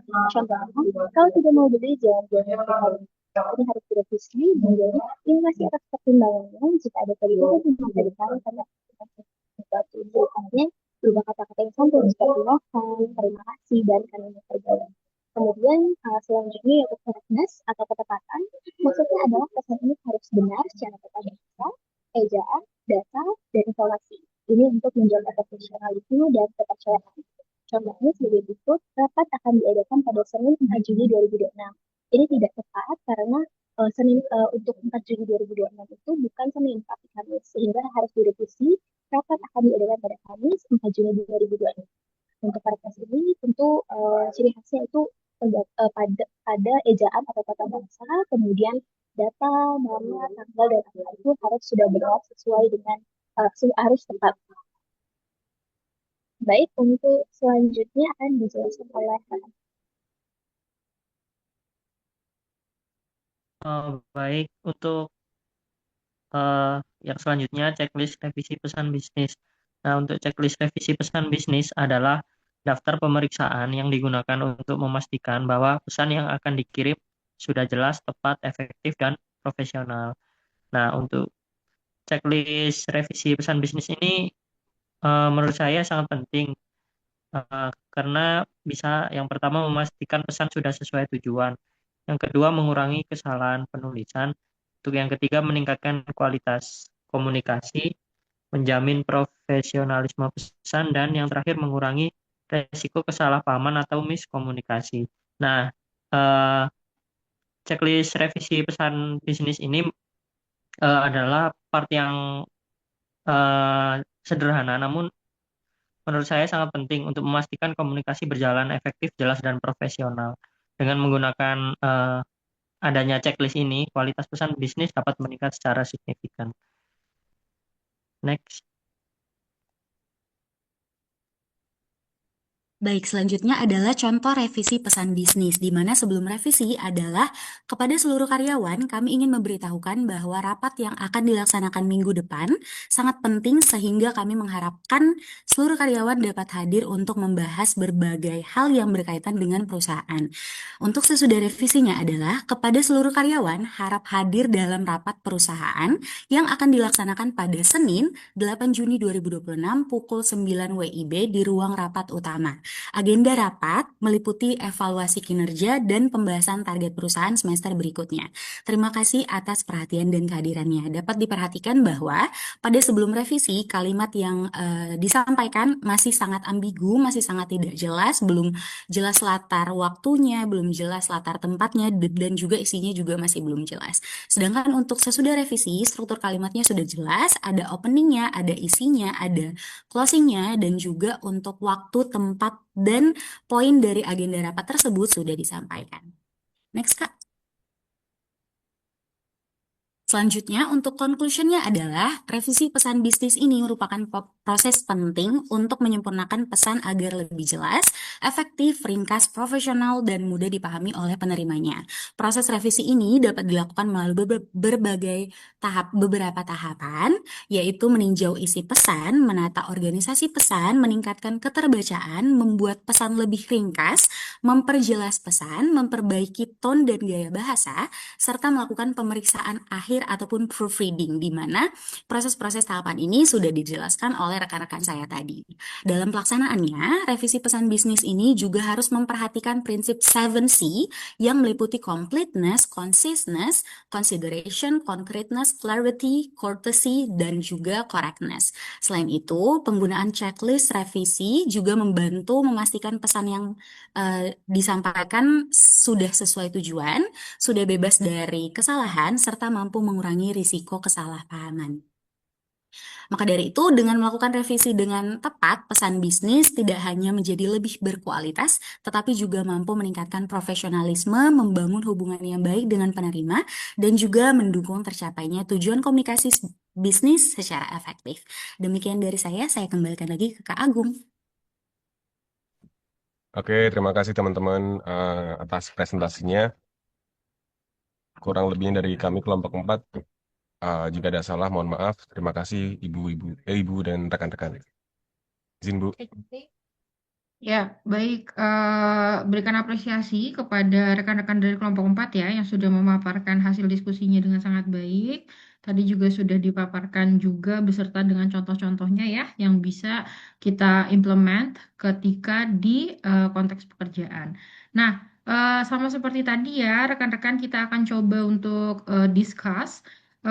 Bisa dari kelompok 3 dulu, dari kelompok 3 memberikan pertanyaan ke kelompok 4, satu pertanyaan. Baru nanti dari rekan-rekan yang juga punya pertanyaan yang tidak hadir presentasi, jika ada pertanyaan juga dipersilahkan. Kita coba buka 2 pertanyaan dulu kali ya, karena sudah jam berapa ini? Sudah jam 9, mungkin rekan-rekan ada yang masih di kantor juga, ada yang di perjalanan pulang, supaya bisa cepat istirahat. Ayo, dari kelompok 3 dipersilahkan pertanyaannya. Izin Bu, ini saya stop share apa masih share ya? Oh iya, boleh stop share, Mas. Siap Bu, masih Bu. Ya, kelompok 3 monggo. Izin Bu, saya perwakilan kelompok 3. Ya, Mas Ilham, dipersilahkan pertanyaannya. Pertama saya ingin mengucapkan terima kasih atas pemaparan yang diberikan oleh kelompok 4 ya Bu ya. Sangat menarik. Kebetulan soal revisi-revisi ini kan ya sangat sangat dekat dengan kita sebagai pegawai pemerintah ya. Tapi saya juga mengikuti perkembangan zaman karena saat ini kan banyak pegawai itu menggunakan ChatGPT atau AI untuk memperbaiki email maupun surat dinas. Kebetulan kalau saya juga memperbaiki notulen-notulen juga pakai AI gitu ya, Bu ya. Menurut kelompok 4, kemampuan revisi pesan bisnis ini masih menjadi kompetensi yang cukup penting nggak bagi manusia? Atau cukup diserahkan kepada AI aja? Karena kan AI sekarang banyak banget ya. Ada ya, saya udah pakai 3-4 AI sekarang kayaknya untuk bantu-bantu buat laporan atau yang lain gitu. Terima kasih. Iya, menarik sekali pertanyaannya Mas Ilham. Terima kasih ya. Sebenarnya ini pertanyaan yang saya tunggu. Karena basically kita tidak bisa deny, we cannot deny everyone kalau masalah copywriting ini memang mungkin sudah bisa dialihkan 80% kepada AI ya. Tapi tetap saya mau dengar pendapat dari rekan-rekan. Di sini saya garis bawahi tidak ada benar dan salah ya. Karena sifatnya kita open discuss, masing-masing punya urgensinya gitu ya untuk dalam case ini. Nah, dipersilahkan udah untuk kelompok 4 iya benar kelompok 4 untuk discuss dulu pertanyaannya Mas Ilham. Apa namanya? Ada yang bertanya lagi? Rekan-rekan lain sebagai apa namanya? Bentuk keaktifan untuk perkuliahan kita hari ini. Saya mau cek ada yang udah ngerjain UTS apa belum sambil menunggu. Silakan ya, open mic kalau ada yang mau bertanya. Sebenarnya saya ada pertanyaan, tapi seperti biasa, kalau rekan-rekan mau bertanya, ya saya nggak nanya. Habis.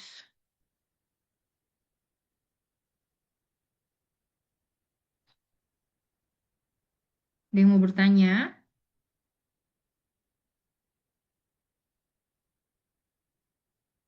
Oh, sudah ada belum? Oh, udah ada yang mengerjakan. Mas Jose, Mas Nur Hamidi sudah mengerjakan.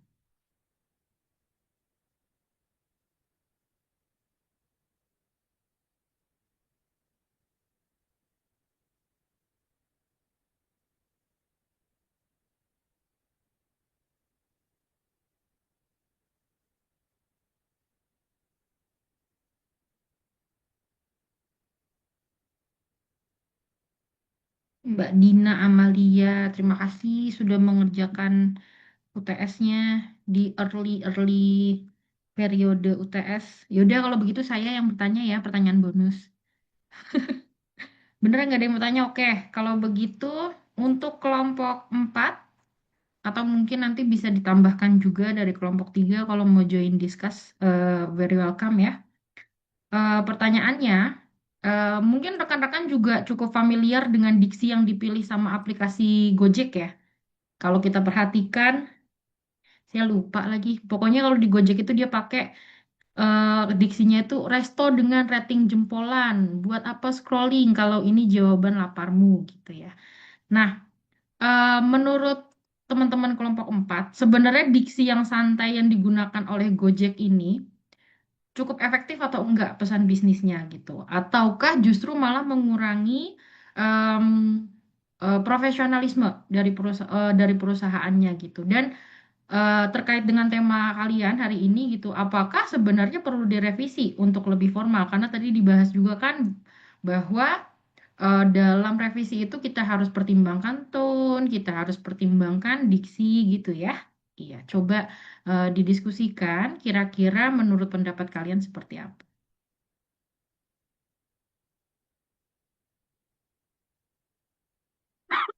Hmm. Izin kami diskusikan dulu itu ya. Iya, silakan boleh.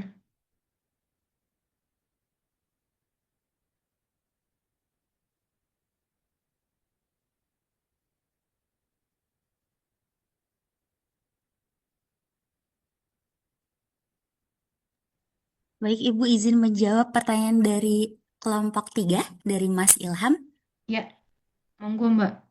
Oke, untuk pertanyaan dari Mas Ilham memang kalau dari kelompok 4 berpendapat bahwa memang kemampuan revisi pesan bisnis ini bisa dibantu oleh AI supaya AI itu biasanya bisa memperbaiki tata bahasanya, bisa misalnya buat email lebih rapi, bisa merangkum notula dan memang dia bisa kita gunakan dengan sangat cepat. Kebetulan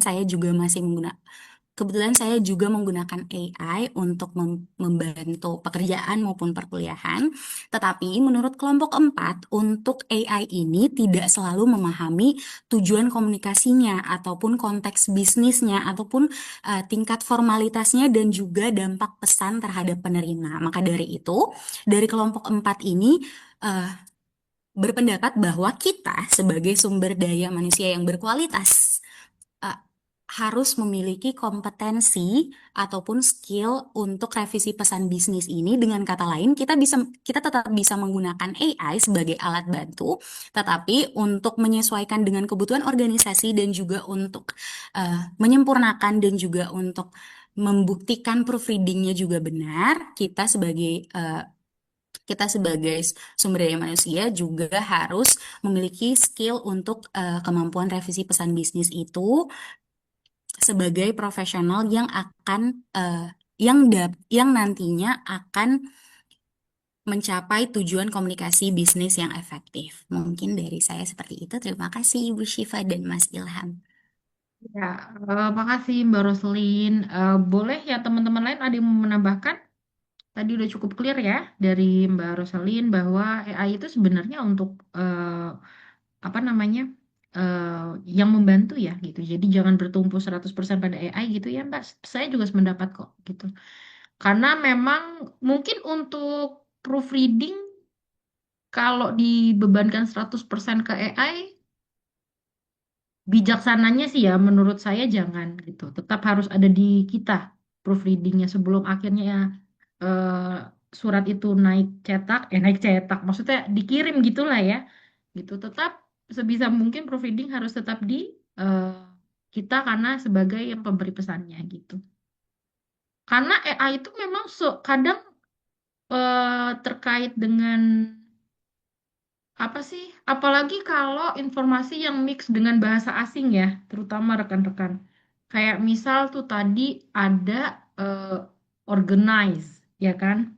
AI itu pasti ngerti ini organisasi. Poinnya tidak itu kan ya sebenarnya gitu. Nah, itu mungkin hal-hal seperti itu proofreadingnya harus tetap di usernya, tetap harus di kitanya gitu. Jadi intinya AI-nya akan pinter kalau kitanya pinter ya, rekan-rekan ya. Gitu. Jadi jangan berharap AI-nya pinter kalau kitanya juga nggak pinter gitu ya. Oke, ada yang mau bertanya lagi? Oh, udah. Maksudnya kelompok 4 ada yang mau menambahkan atau ada yang mau bertanya lagi juga? Enggak sih, udah mepet jam 9. Iya, ditunggu jawaban dari kelompok 4 ya. Nanti kalau misalkan pertanyaan terakhir sudah terjawab, kita boleh sudahi Vicon hari ini. Baik Bu, saya mau ini menjawab pertanyaan dari Bu Syifa Ya, silakan Mas terkait Adit. bahasa yang digunakan oleh Gojek dalam aplikasinya ya, dalam user interface-nya. Kalau menurut Yes. kelompok 4, karena mencari makan itu bukan hal yang profesional, lebih ke orang nyari comfort foodnya sendiri atau kita lagi bareng-bareng mau makan yang intinya lebih ke sesuatu yang dilaksanakan dalam mostly have fun lah. Jadi lebih efektif. Mungkin apabila target penggunanya ini, pengguna Gojek ini kebanyakan adalah orang-orang yang ah, bisa dibilang pejabat banget, mungkin mereka akan merasa kurang kayak, ya apa ini aplikasi kurang sopan. Cuman karena melihat kebanyakan pengguna Gojek itu ya apa dibilangnya ya, anak masih muda, paham teknologi, nggak terlalu kaku, nggak seperti generasi zaman dulu. Menurut kelompok 4 bahasa yang digunakan tuh sudah sesuai karena memang targetnya menyasar ke uh, pengguna yang personalitinya tidak kaku-kaku banget. Begitu, Bu. Mm-mm. Iya, setuju ya. Saya juga setuju sependapat dengan pendapatnya Mas Adit. Terima kasih sudah mewakili kelompoknya gitu ya. Begitu sebaliknya kalau kita bayangkan aplikasi apa kemarin Cortex ya, tiba-tiba bahasanya kayak aplikasi Gojek. Udah. Jadi memang kita gunakan diksi sesuai dengan apa namanya targetnya gitu ya. Itu yang paling penting rekan-rekan. Gitu. Oke, saya rasa sudah cukup ya rekan-rekan karena kita sudah cukup larut untuk Vicon. Terima kasih sebelumnya kepada kelompok 4 atas pemaparan hasil diskusinya sudah sangat baik dan diskusinya juga sudah berjalan dengan sangat baik. Saya sangat mengapresiasi rekan-rekan yang sudah join Vicon malam ini. Semangat mengerjakan UTS-nya. Semoga mendapatkan hasil yang maksimal. Nanti akan saya koreksi sesuai dengan apa yang kalian kerjakan gitu ya. Untuk yang masih di perjalanan dan di kantor, hati-hati pulangnya. Sampai bertemu di Vicon berikutnya. Saya tutup Vicon malam ini. Wassalamualaikum warahmatullahi wabarakatuh. Waalaikumsalam warahmatullahi wabarakatuh. Terima Terima kasih, kasih, Bu. Bu. Terima kasih. Saya izin tutup ya.